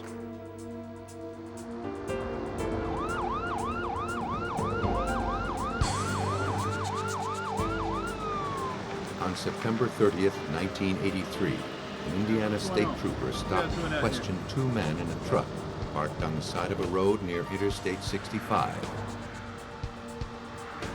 The driver explained that they had just stopped for a bathroom break, but the patrolman ran a routine check anyway. He called in the driver's name. It was Larry Eiler. So what happened was when the state trooper ran his name, one of the dispatchers recognized the name, and from there contacted a detective sergeant with the Indiana State Police, who then said arrest Larry and bring him into custody and bring him to the little station for questioning. Among the things found in Eiler's truck were a pair of boots, a knife, and a bag of rope. It looked like police had found the interstate killer just in time. Open the door, please. Eiler was hauled into custody and subjected to a day of intense interrogation. He remained calm and denied having any knowledge of the murders. But while he was being questioned, investigators were busy gathering evidence from the items seized during the arrest. At the crime lab, examiners processed the evidence that had been confiscated. The tires had been taken off of Larry Eiler's pickup truck and were rolled and printed with the hopes of matching the tread to the plaster casts made at one of the interstate killer's crime scenes. Within days, investigators were confident of their findings. It was the news police had expected.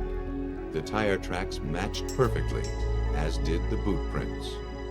Larry Eiler had been at the scene, and now they had the evidence to prove it in court. But the prints only linked Eiler to the area where the body was found. It didn't prove he had killed Ralph Calise. That information was hidden within other items seized from Larry Eiler at his arrest. The soles of Eiler's boots were caked with dried blood. It matched the blood of Ralph Calise. A knife found in the truck also showed minuscule traces of his blood. With such conclusive evidence, investigators were sure they had their man. They charged Larry Eiler with the murder of Ralph Calise and set about preparing for the trial. It looked like the end of the interstate killer. It wasn't. All the evidence amounted to nothing. Evidence was thrown out because of what's known as the exclusionary rule, the fruit of the poisonous tree. You can't illegally seize evidence and then use it against somebody. Apparently, the sergeant answering the officer's call mistook the routine surveillance alert out on Eiler for a detention order. He had been arrested unjustly. Even in the face of indisputable forensic evidence, nothing could stick unless the proper procedures had been followed.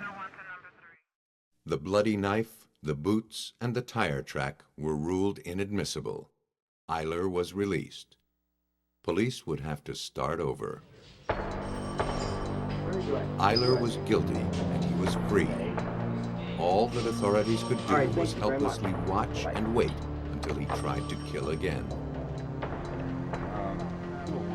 The Illinois police attempted to maintain surveillance on Larry Eiler, not only to prevent another murder, but also hoping that he would slip up and leave behind some evidence they could use. But constant surveillance was impossible. People can say that, well, why didn't the police watch him? There's no way that we can put, men around the clock, 24 hours a day, 7 days a week watching somebody. It's almost impossible to do. While people are going around their normal, everyday life. We couldn't do it. So it was a matter of when was Larry going to kill again? And Danny Bridges was our answer. In August of 1984, a janitor at a Chicago apartment building watched a man from a neighboring building dump some garbage bags into the wrong dumpster.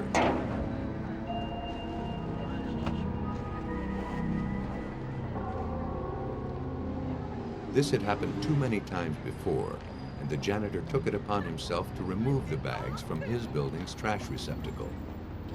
But as he lifted the bag, it tore, exposing the horror within. A human leg protruded through the plastic. When police responded, they recognized the address of Eiler's apartment building right next door.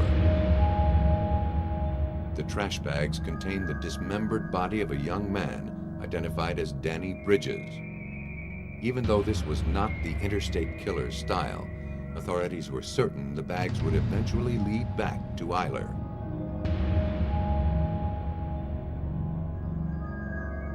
The trash bags were sent to the forensics lab at the Chicago Police Department.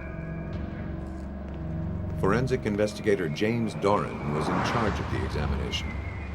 We paid particular attention to the plastic bags in which the dismembered body parts were in.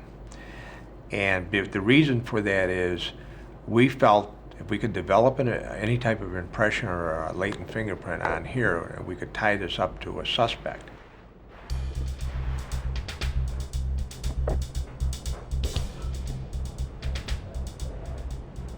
The bags were fumed to bring out any prints.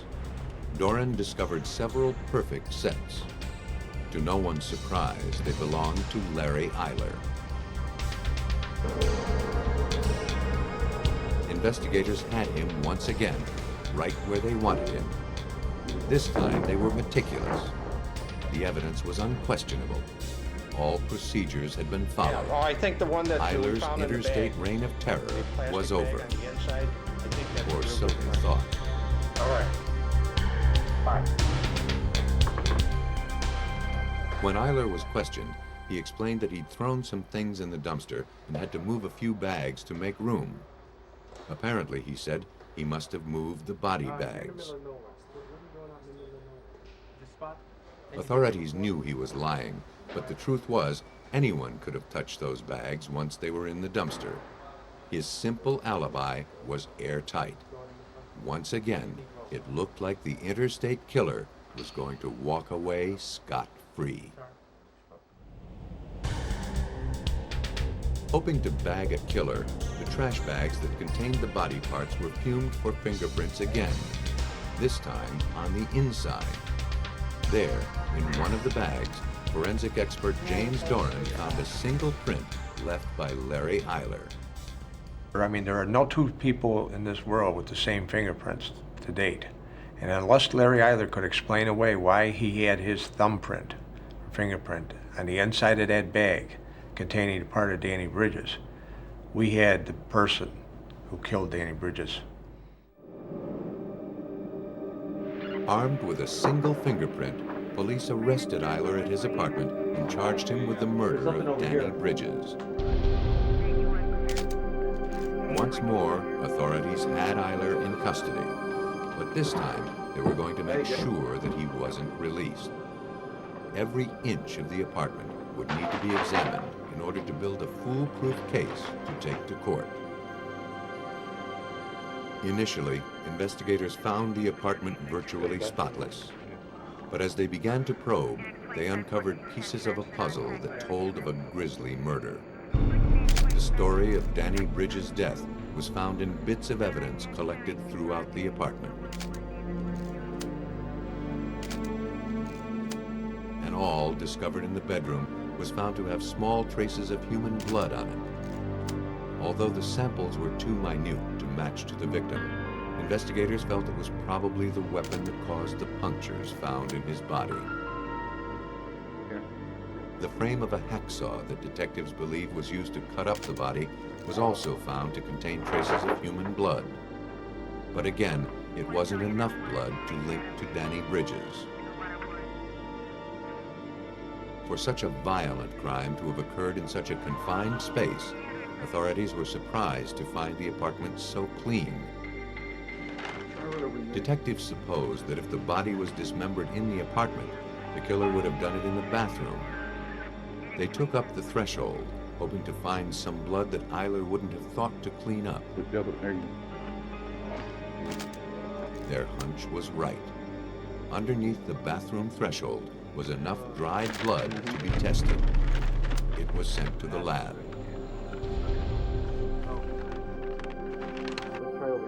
To get a clearer picture of how the murder transpired, investigators switched off the lights. Luminol is a chemical that glows on contact with even the faintest traces of blood. When detectives sprayed the mixture, the truth shone through. The brutality of the crime left its stains throughout the apartment. Microanalyst Marion Caporuso was responsible for extracting trace evidence at the scene. When we were doing the luminol processing, although we knew that there was blood at the area, there were none of us that were really prepared for the scope of the amount of blood that was present, the pattern of the wipes. I think there was an audible sigh as we realized that the luminol processing gave us such insight into how the crime scene was actually cleaned up.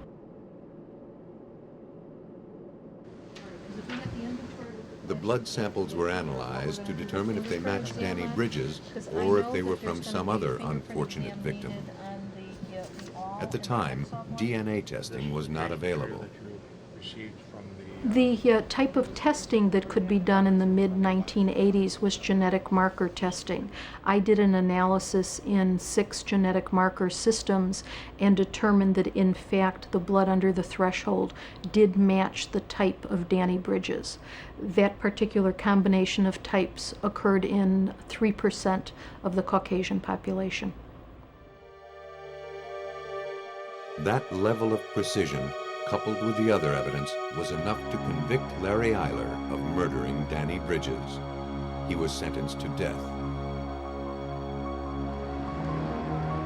Eventually, he confessed to killing 22 others over 4 years.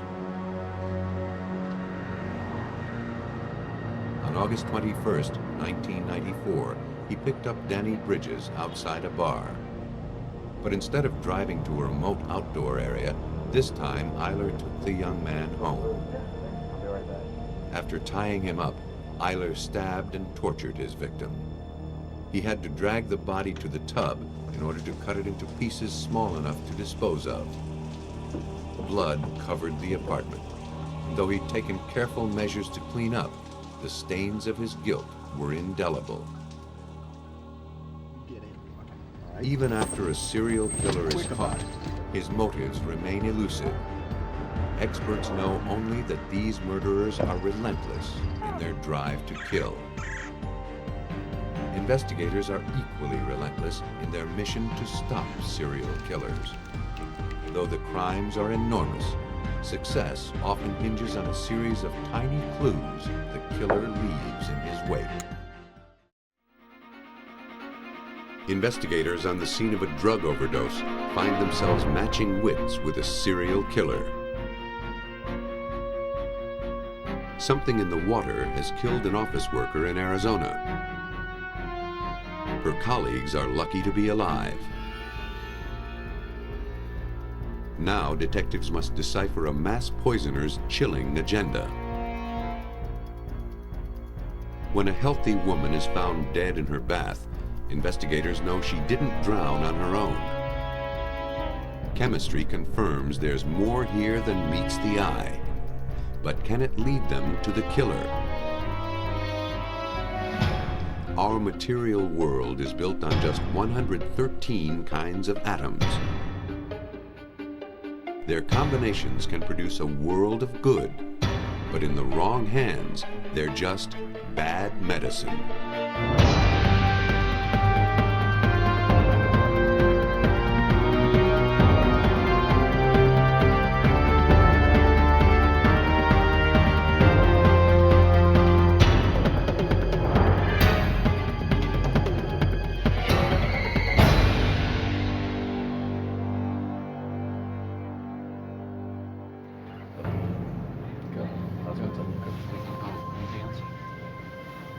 At 10 a.m. on Saturday, December 10, 1994, Detroit police arrived at the hotel suite of Lowell and Roberta Amos, just 1 block from police headquarters.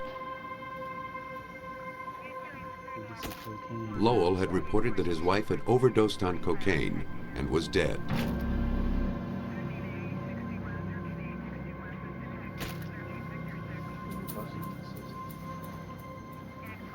Police found a cocaine straw and playing card in the nightstand, but no signs of the drug.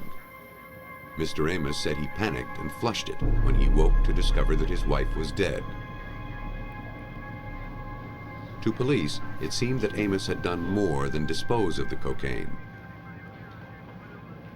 The room was neat as a pin, practically scrubbed clean.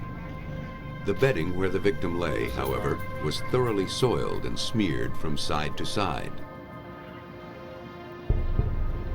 So how much more you got to work on there? Though the victim wore no makeup, the pillowcase was saturated with cosmetics.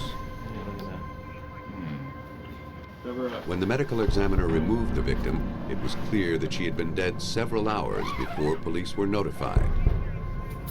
Suspicions arose that there was more here than Amos was telling.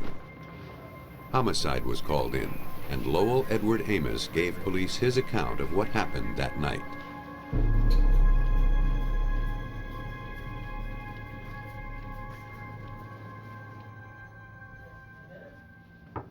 I got it. Roberta Amos was last seen with her husband in the hotel suite of his business partner, Norbert Crabtree, and his girlfriend, Darcy Smith. Fine, thank you.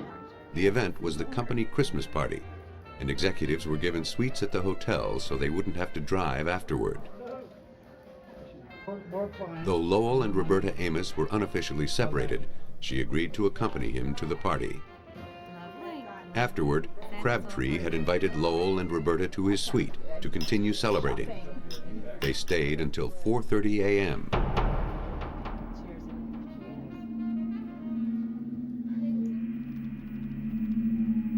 Lowell told police that after they returned to their suite, they made love and started doing cocaine. Lowell fell asleep while Roberta continued using the drug. He said that she had sinus trouble and couldn't snort it, so she found other ways to get it into her system. She must have overdosed while he slept. Because drugs were involved, he was afraid to call the police right away and flushed the remainder. But that didn't adequately explain why he waited so long to call authorities.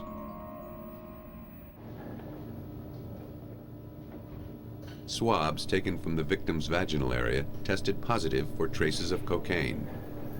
Other than that, there were no other external signs of the drug. That was strange. Internally, she had 14 times more cocaine than is normally seen in an overdose. She died before half of it was broken down. In cocaine poisoning, death is preceded by violent convulsions. Forensic chemist Phyllis Good believed that Amos could not have shared the victim's bed and slept through that. In fact, he probably couldn't have fallen asleep at all. Well, cocaine is a central nervous system stimulant and has the effect of keeping a person awake and full of energy. It's not the usual case that a person would go to sleep right after they've used cocaine. Get this sheet off of here. That should be the last thing we need. Lowell Amos did his best to clean up the scene, but his story of his wife's death just wasn't washing. Now, investigators had to prove that he killed her. At the Michigan State Police Crime Lab, Phyllis Good examined the bedsheet to determine what caused the stains. Nothing in Lowell Amos's scenario could have accounted for their condition. Because the victim's body was so clean, they suspected that Lowell had washed it before he called police.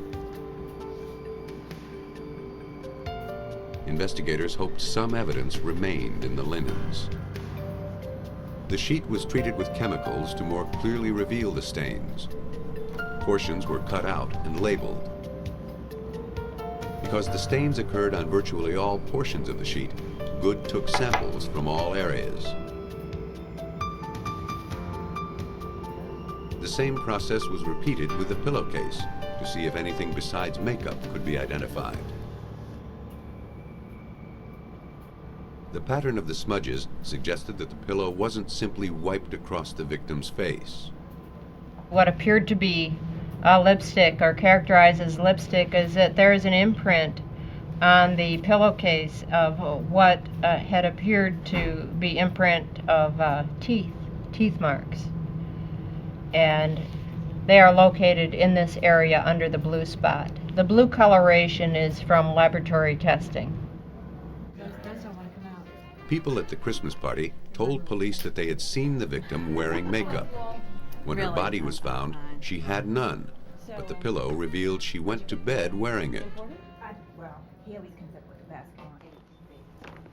Apparently, she had bitten hard on the pillow, or the pillow had been pushed hard into her face before she died. Now, once we do A bruise on her nose suggested that it was pressed with tremendous force. The samples from the pillowcase and sheet were sent to the State Police Crime Lab for analysis. Investigators awaited the results. Meanwhile, police interviewed Norbert Crabtree and a business associate. He admitted that on the day of the death, Lowell Amos had phoned his room at 8:30 a.m. saying he needed help. He wasn't specific. Crabtree, who was awakened by the call, didn't arrive until 9:30 with another business associate. Lowell told them that Roberta was dead and gave them a bag to hold for him.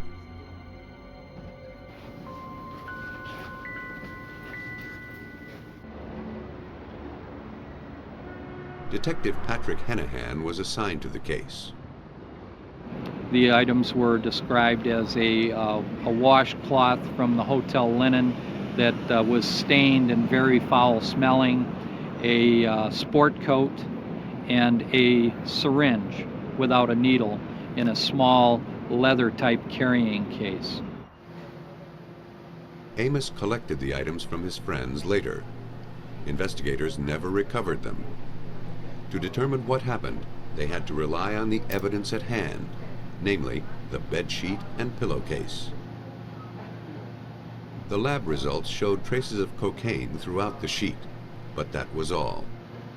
The results of the test were the lack of urine or presence of urine, the lack of semen or seminal fluid, and the only thing that was identified in the brown areas was characterized as vegetative matter. The identity of the brown stains was inconclusive. They shed no light on what happened, only deepening the mystery. The fact that the cocaine was also smeared around the sheet and tucked under the sides merely told investigators what they already knew, that Lowell Amos had manipulated the scene, either out of fear of being blamed for contributing to his wife's death, or to hide the evidence that proved he murdered her. As investigators mulled over which it could be, Lowell Amos's past began to catch up with him. It seemed that Amos may have been a real lady killer.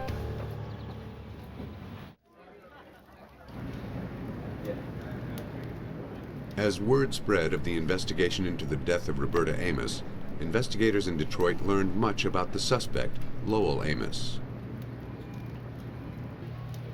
He had an unsettling history with women.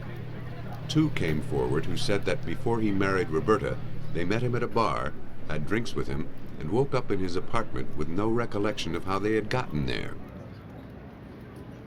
Other women reported becoming violently ill after being intimate with him. They claimed they'd been drugged. But the most astonishing revelations were yet to come. I began to receive phone calls from relatives, received phone calls from doctors, private investigators, police officers, friends from as far away as Oregon. Most of the information that was coming in and was in regards not just Roberta Maury Amos, but also her husband Lowell Amos. I was advised that this was not his first wife to die at a young age under suspicious circumstances. None of the deaths were considered criminal at the time. But times had changed, and the death of Roberta Amos shed new light on old events. In 1994, Michigan amended its rules of evidence. Past incidents could now be entered into a current criminal trial. If Amos's dark history could be shown to have some bearing on Roberta's death, the case against him would be the first one tried under the new rules. Nancy Westveld, assistant prosecuting attorney for Wayne County, Michigan, was brought in to see if the rules applied to Lowell Edward Amos. If somehow we could demonstrate what Mr. Amos's real intentions were by looking back and looking at these other women, looking at their lives, looking at their deaths, looking at how Ed Amos had treated them, and in the end, what he did to them as they died. The first Mrs. Amos, Sandra Amos, died in 1979 at age 36. The couple had been married 9 years. According to Lowell, Sandra mixed Dalmane, a sedative, with wine and must have collapsed and hit her head on the bathroom counter.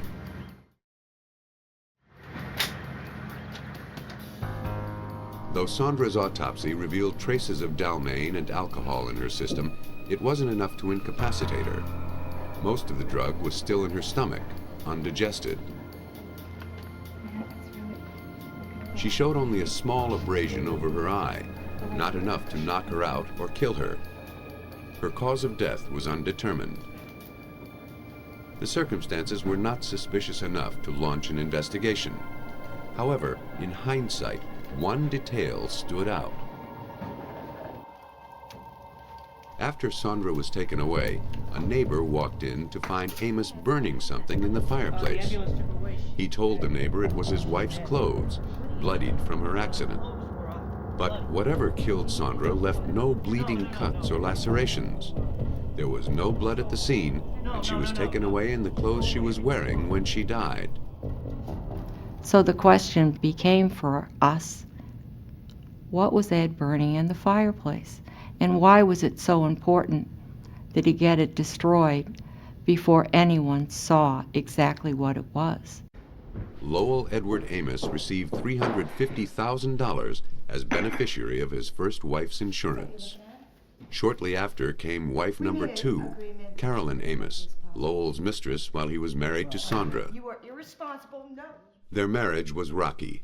The friction point was the huge insurance policies Lowell kept taking out on his new wife. When he would not drop these policies in 1988, Carolyn threw him out of the house. He went to live with his mother, Mary Tolles, age 76. He stayed with her approximately 2 weeks when she became ill and was brought to the emergency room. Her doctor commented that it appeared as though she was drugged, but none of the medications prescribed to her could account for her disorientation. At the hospital, she began to recover and was sent home. Carolyn Amos phoned Mary Tolles every day to check up on her. A few weeks after Tolles returned from the hospital, Carolyn's call was answered by Lowell, who had just discovered that his mother was dead, apparently for several hours. Carolyn raced over to the house with a friend to find Lowell packing his belongings into his car. He didn't want anyone to know he was living there. Lowell inherited more than $1 million from his mother's estate. No autopsy was performed on Mary Tolles because of her age. Carolyn let Lowell move back into the house.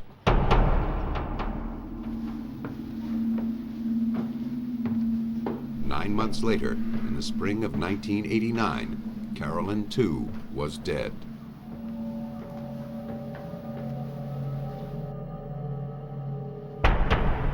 According to Lowell's report to police, he brought Carolyn a glass of wine while she was in the bathroom blow-drying her hair.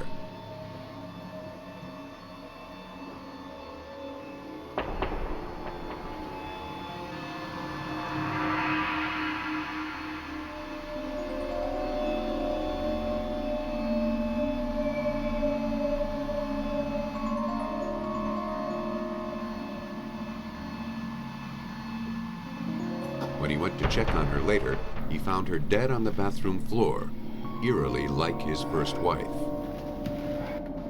It took a while for medical assistants to arrive at their secluded house. By then, it was too late to revive her. Amos suggested that she may have been electrocuted from the blow dryer. An examination of the cord showed that it had been cut, but Carolyn wasn't electrocuted. Her cause of death was never determined. Though the case was never pursued, the medical crew found inconsistencies at the scene. The wine glass was missing, found later rinsed and in the dishwasher, and the position of the victim's body suggested that she had been moved. Her pajama top and her pajama pants were up at the ends, both at the bottoms of her feet as well as at her waist, hitched up, as it were, as if she had been moved. Certainly not in a position they would have been if she had crumpled to the floor. Lowell received $800,000 from his second wife's insurance policies.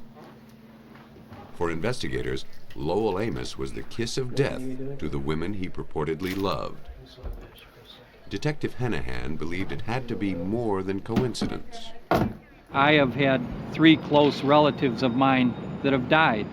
I've never been within 500 miles of any one of them when they died.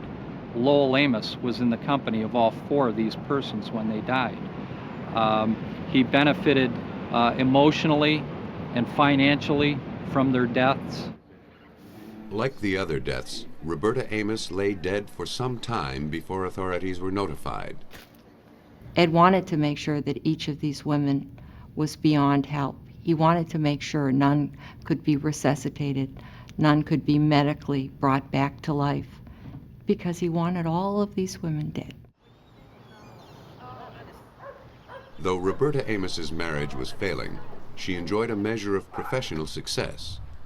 Shortly before her death, she had purchased a house with her own money. Her plan was to legally end her marriage to Lowell and make a fresh start. Though Lowell Edward Amos had no financial stake in her death, investigators believed that he couldn't stand the idea that she had rejected him.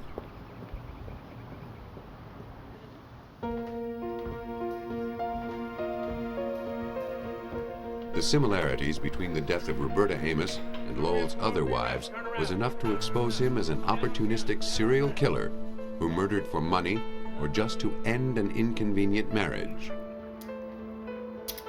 Based on the collected evidence and the ghosts from his past, authorities had what they needed to arrest him for the murder of his third wife, Roberta Amos.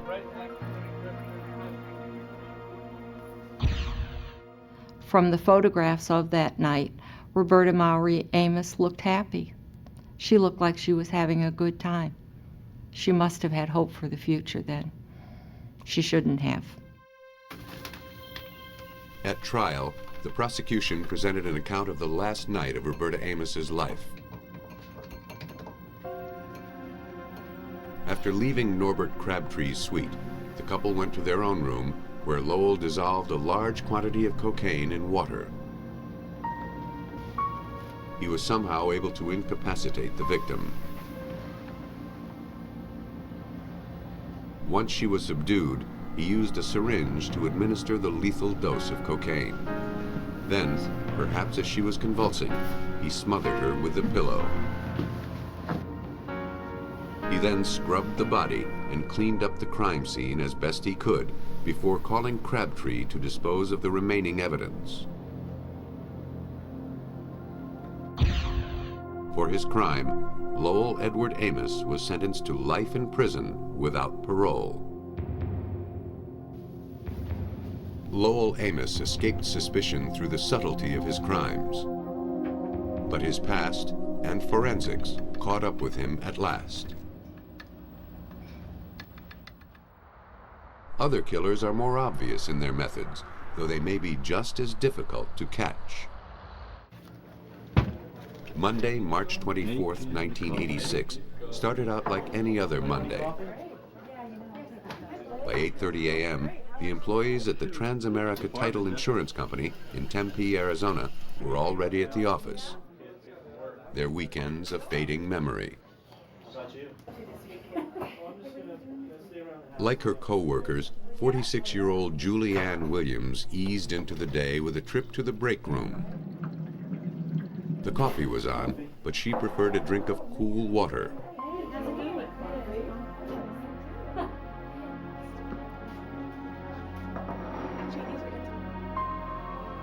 Just one sip told her something wasn't right.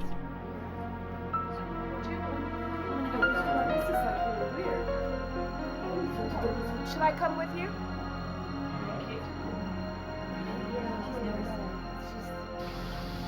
She immediately didn't feel well and headed to the ladies' room. She didn't know it, but she was beyond help.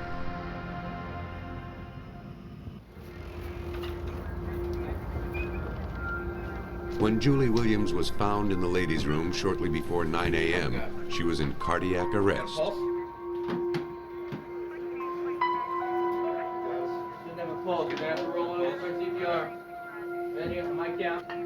By the time paramedics arrived, she had slipped into a coma. They rushed her to the hospital. Something was in the water. While the co-workers discussed what had happened, one of them, Diane Harry, was on the phone to her husband. She was more concerned than the rest because something similar happened to her just a few days before. By the time police arrived to investigate, Diane Harry's husband, Lewis Harry, was already there, looking for what might have poisoned the water. Okay, fine. You take care, okay? But it wasn't just the cooler that was tainted. Tempe Police Sergeant Mike Palmer led the investigation. I detected an odor within the room. Upon examining almost every cup or container of any type and the coffee pot that was in there, I could see that there was some type of substance in almost all of them. At that point, we decided that someone had purposely placed whatever this material was in these containers in order to injure people.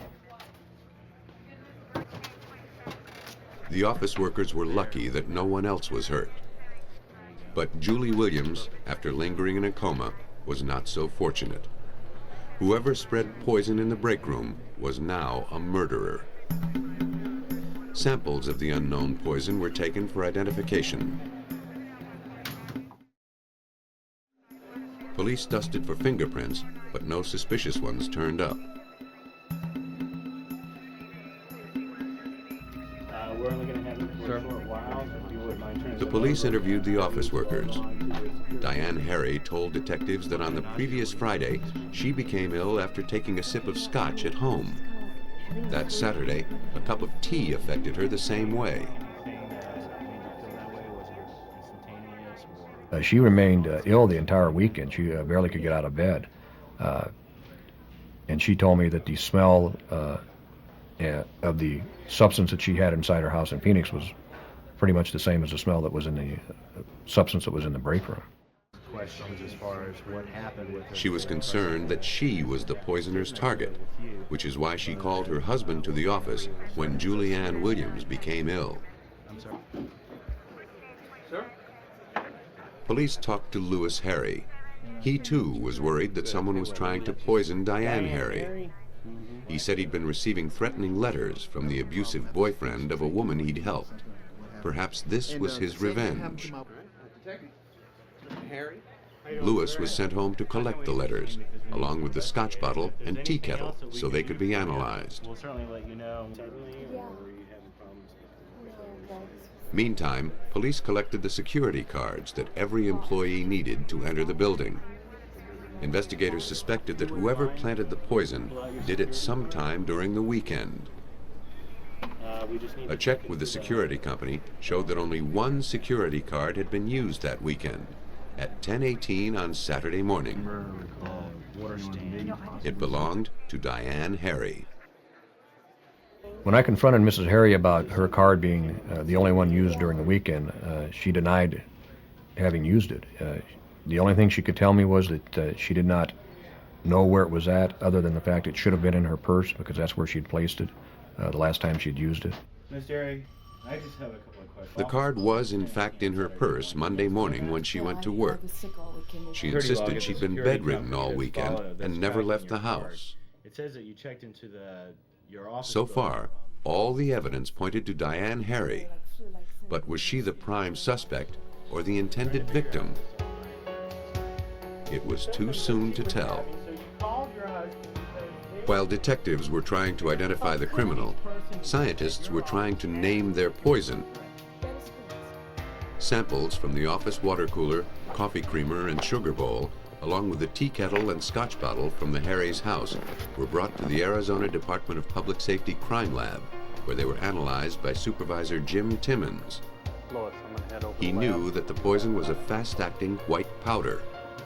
That helped him narrow down his tests.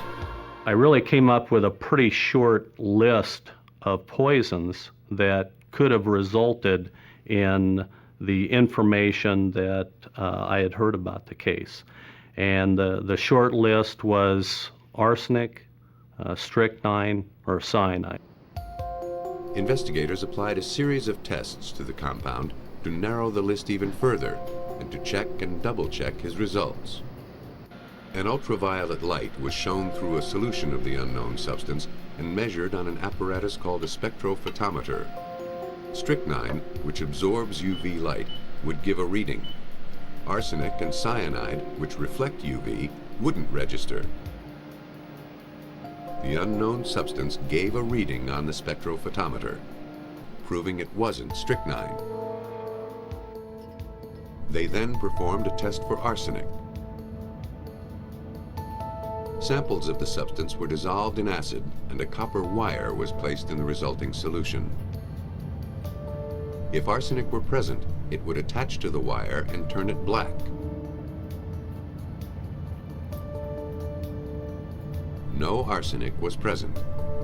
The unknown poison in the office and in the Harry's home was most likely cyanide. To be certain, Timmons used a commercial kit for identifying cyanide. It's actually a very simple test, but it involves some pretty complex chemical reactions. Ultimately, what happens is a red dye is formed if you have cyanide, and you test this on a paper strip that you drop into a solution. And in this case, it was positive, indicating cyanide was present. To remove all shadow of doubt, Timmons further confirmed his results with a gas chromatograph mass spectrometer. The substance was sealed in a test tube of acid. If it was truly cyanide, it would form hydrogen cyanide gas, like a mini gas chamber. The gas was drawn off and injected into the apparatus, which confirmed that the cyanide gas was created. The battery of tests would provide essential forensic evidence for the courtroom if the poisoner was ever brought to trial. Timmons was not done yet. Cyanide most commonly appears in two forms, sodium cyanide and potassium cyanide. Both are equally lethal. A technique called energy dispersive X-ray analysis allowed him to simultaneously check for various elements in the compound. He found potassium. Samples from the office and from the Harry's home gave identical results. Both were potassium cyanide. The water cooler alone had enough cyanide to kill 150 people. The killer had set his or her traps in both places and cast a wide net to catch one victim.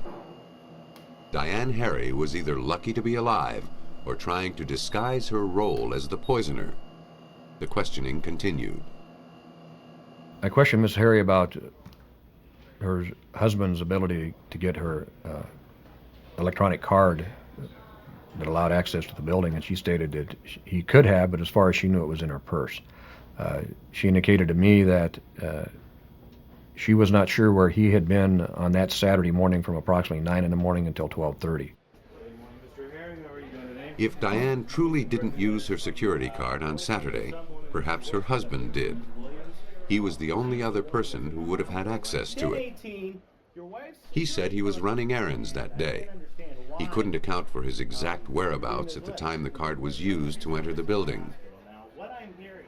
He insisted that the killer was the jealous boyfriend of the woman whom he had helped. He had the threatening letters to prove it. While the documents were being examined, investigators looked further into Lewis Harry's movements.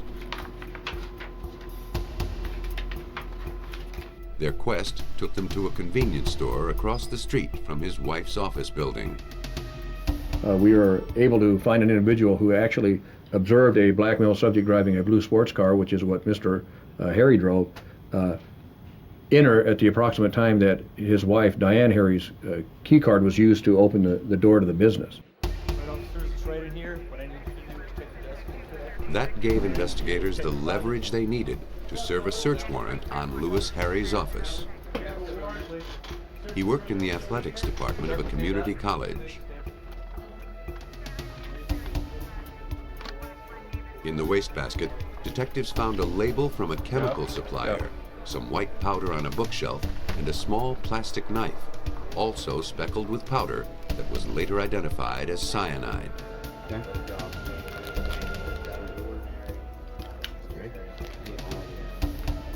The cyanide found in his office didn't prove he put it there. A defense lawyer could argue that whoever tried to poison his wife also left cyanide at Lewis's office.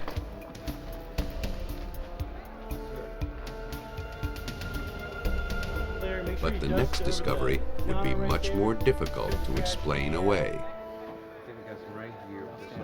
Also, there was a legal pad that we found that had the handwritten version of the threatening letters that had been mailed to him, the last few of the threatening letters. The pad and a box of envelopes were brought to the Department of Public Safety, where they were analyzed by forensic document examiner Bill Flynn. In many ways, handwriting is even more individualistic or individualizing than DNA for this reason. There are groups of people in society like monozygotal twins or identical twins who do in fact have identical DNA characteristics. However, in forensic handwriting identification, we've never found any two people that have exactly identical handwriting characteristics. The handwriting on the letters was compared to samples of Lewis Harry's writing taken from business forms at his office and at the Department of Motor Vehicles. Flynn was able to say that Harry had actually written the drafts of the two threatening letters he claimed were sent to him. After he perfected his wording longhand, he typed the letters and mailed them. An analysis of the envelopes proved it.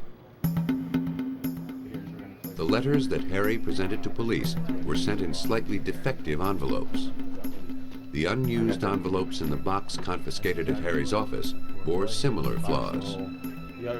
Flynn exploited that weakness to strengthen his case. Like that?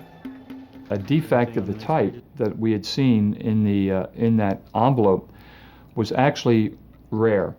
The reason it was rare is that it would be severe enough to shut down the line. They would actually have to clear the envelope-making line and restart it in order to clear that type of error. For Lewis Harry, the defective envelopes were especially incriminating. But they didn't seal his fate. Forensics had proved only that he'd sent himself the threatening letters. Now it had to prove he'd carried out his poisoned promises. To tie Lewis Harry to the poisoning of his wife's office, detectives needed to prove that he'd purchased the cyanide. They went to the chemical company listed on the label found in his office and obtained their sales records. The clerk recalled selling potassium cyanide to an African-American male. On the receipt, the name was Charles Holly. An African-American man named Charles Holly was contacted. He told police he'd never purchased cyanide. His signature wasn't close to the one on the receipt.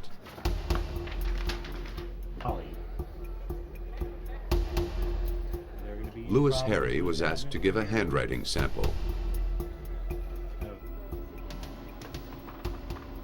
We asked Lewis Harry to write the name Charles Holly. He did do that. And from the earlier writings that I had in my office, and now with the new exemplars, I was able to identify Lewis Harry as actually writing the name. That was all detectives needed to make their case against Lewis Harry.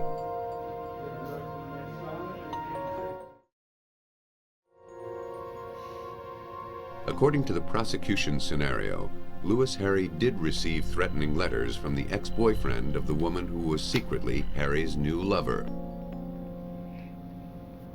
The letters gave Harry the idea to write his own, more threatening letters and send them to himself, implicating the ex-boyfriend.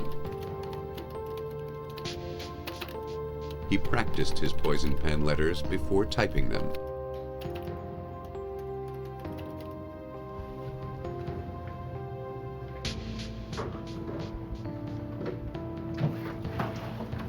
When his attempts to poison Diane Harry at home didn't work, he secretly borrowed her security card, sneaked into her office, and poisoned everything he could find in the break room. He was a frequent visitor to his wife's office, so his fingerprints weren't suspicious. But when his wife called him after Julianne Williams was poisoned, he wasted no time coming to the office to leave even more prints while pretending to show concern. Diane Harry's trust in her husband was steadfast to the end. Throughout the investigation, she refused to believe that he could be the poisoner. Though she remained unconvinced by the evidence, the jury saw it another way. For the murder of Julianne Williams, Lewis Harry was sentenced to life in prison for first-degree murder, plus 105 more years for attempted murder. He's serving at least 95 years.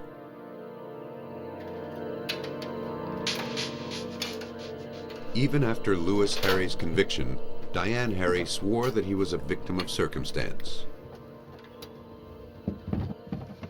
Her feelings changed a year later when her brother uncovered the box of cyanide hidden in the Harry's attic. For every criminal who thinks he's committed the perfect murder, there's a team of dedicated investigators out to prove him wrong.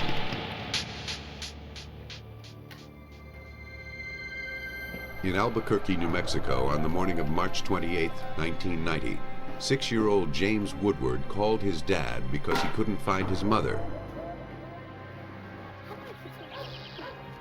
The Woodwards had been separated for 3 months.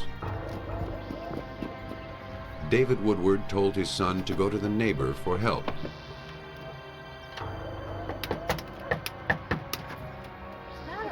The boy told the neighbor that he thought his mother was locked in the bathroom, but he couldn't hear any sounds inside. She followed James to the bathroom. She's in here.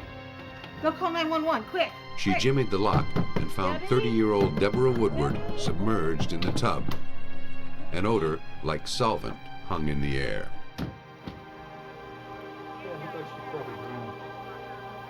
The paramedics and deputy medical examiner arrived to study the scene. The victim showed no contusions or abrasions to suggest that she slipped in the tub. Probably get a print of There was that. nothing to indicate why she may have drowned, and there was no explaining the odor permeating the room. According to forensic pathologist Sparks Veazey, the situation was peculiar from the start. A normal, healthy adult generally does not just drown in 4, 5, 6 inches of water in a bathtub. We look for some explanation for that. At autopsy, blood was drawn and screened for alcohol, which might have contributed to the drowning. While a body is wet, injuries may be obscured, but as it dries, more is disclosed. As the examination continued, a chilling revelation sprang from the victim's own lips. The examination of the inside of the lips showed injuries inside the lips, which were suggestive that something had been forcefully placed over the decedent's mouth and pressed into the teeth, causing injuries of the inside of the lips. The case was looking more like homicide by the minute. The blood work showed no alcohol in the victim's system, but it did reveal a volatile substance similar to acetone, or nail polish remover. A sample of the blood was placed in a gas chromatograph to better identify the substance. It turned out to be ether. In fact, every tissue in the victim's body was saturated with it. Ether is a volatile liquid that can depress the central nervous system. Depending on how much is inhaled, it can cause dizziness, unconsciousness, or death by respiratory failure. It was once a common form of medical anesthesia, but was replaced by more predictable and safer methods. Ether can be produced in the body by the breakdown of some other chemicals or drugs the victim might have taken. Chief toxicologist Ronald Backer didn't believe this was the case. But the fact that it was distributed in all tissues and in very high concentrations was a good indication that this was a significant substance that was not an artifact that really was involved in rendering her unconscious. The victim had enough ether in her system to knock her out, but it was the drowning that did her in. This was no accident.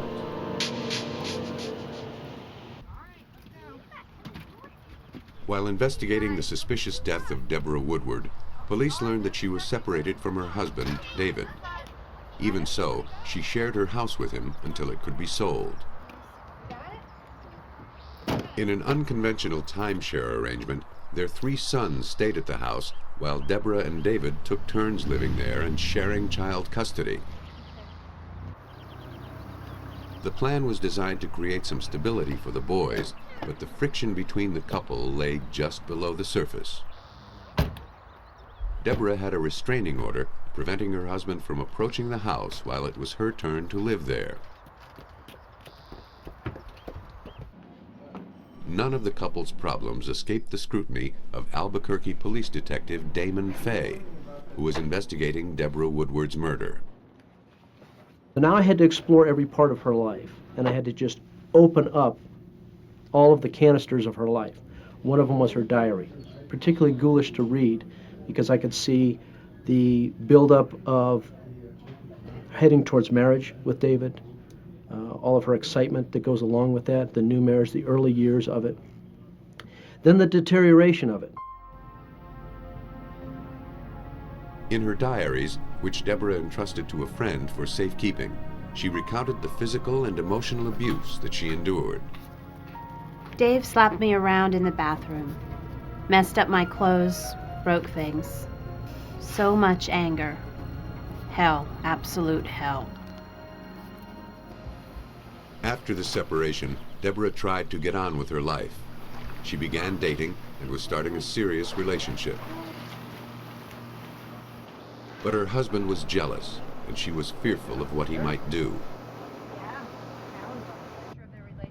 According to investigator Fay, she counted on her neighbor, a retired police sergeant, to keep an eye out for her, especially at night. And had actually come to the rescue of Deborah on several occasions where she felt David had been skulking around, or she heard bumps in the night and wanted him to sort of investigate it. He would walk across the street and take care of things, walk around her house on occasion. So he had sort of passing knowledge about the domestic turbulence.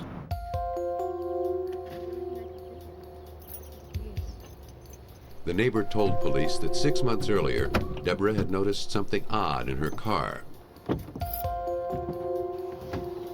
He offered to take a look and discovered that David, an electronics expert at a garage, had planted a tape recorder in her car that switched on whenever the engine started.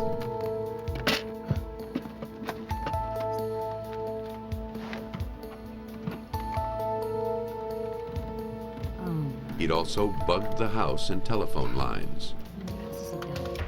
There was nowhere in the house where she couldn't go that he could overhear whatever conversation was taking place. He could then take these tapes away and dissect them, go back through them, listen to them, and that would just infuriate him. David was doing everything in his power to keep tabs on his wife, while Deborah devoted all her strength to making a clean break. It was a rough game of tug-of-war, and it looked like something had finally snapped. The neighbor told police that several days before the murder, he saw David Woodward dismantling the motion sensor spotlights he'd recently installed around the perimeter of the house. He thought nothing of it at the time. Now, it seemed too convenient. Woodward had the motive and opportunity to kill his wife, but where was the weapon? Though ether was obviously used to incapacitate the victim, it was the impurities in it that drew the focus of investigators.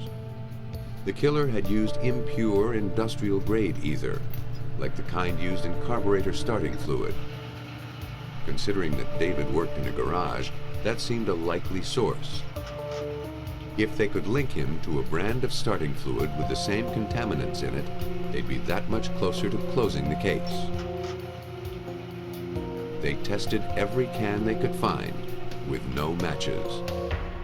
Hey man, I was watching the show the other night. As investigators were busy tracking down the ether, one of Woodward's co-workers contacted police.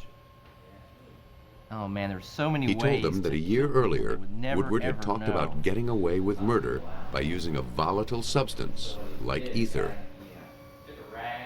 Woodward claimed it would be untraceable. He was very detailed about it, but the co-worker wasn't paying close attention. People out. And what you do is you spray it on like a rag and you put it over their face. Based on this lead and the other circumstantial evidence gathered at this point, police obtained a warrant to search the garage. How long did you stay there? They confiscated an assortment of chemicals, including more cans of carburetor starting fluid. We never did find any brand that was perfect, but we found some that were very close and ones that we could put a star next to as the possible source of the ether in the Deborah Woodward blood sample. But in terms of evidence, it was enough. David Woodward was arrested.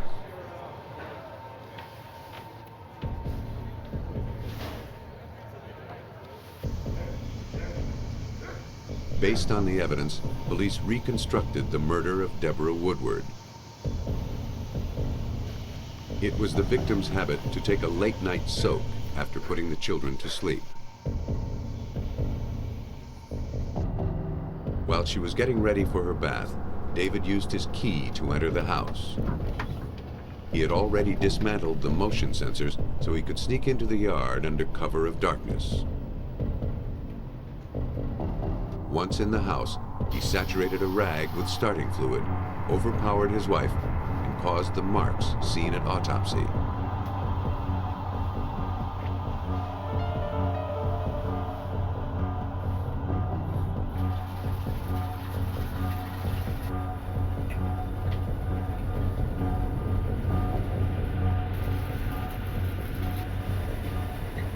As the victim lay unconscious, David pushed her head below the water. He thought the ether would evaporate, and with it would go all evidence of a crime. The truth of the matter is that dead men tell plenty of tales if you have a competent team of forensic investigators, which include the police at the scene, the autopsy people taking the samples, and the laboratory that analyzes the samples. David Woodward received life in prison for murder and an additional 9 years for aggravated burglary for entering the home and battering his wife. No poison is perfect. The clearest liquid or finest powder still leaves behind its residue. And though the victim may at first appear unmarked, science can reveal how death was dispensed and dispense justice to the poisoner.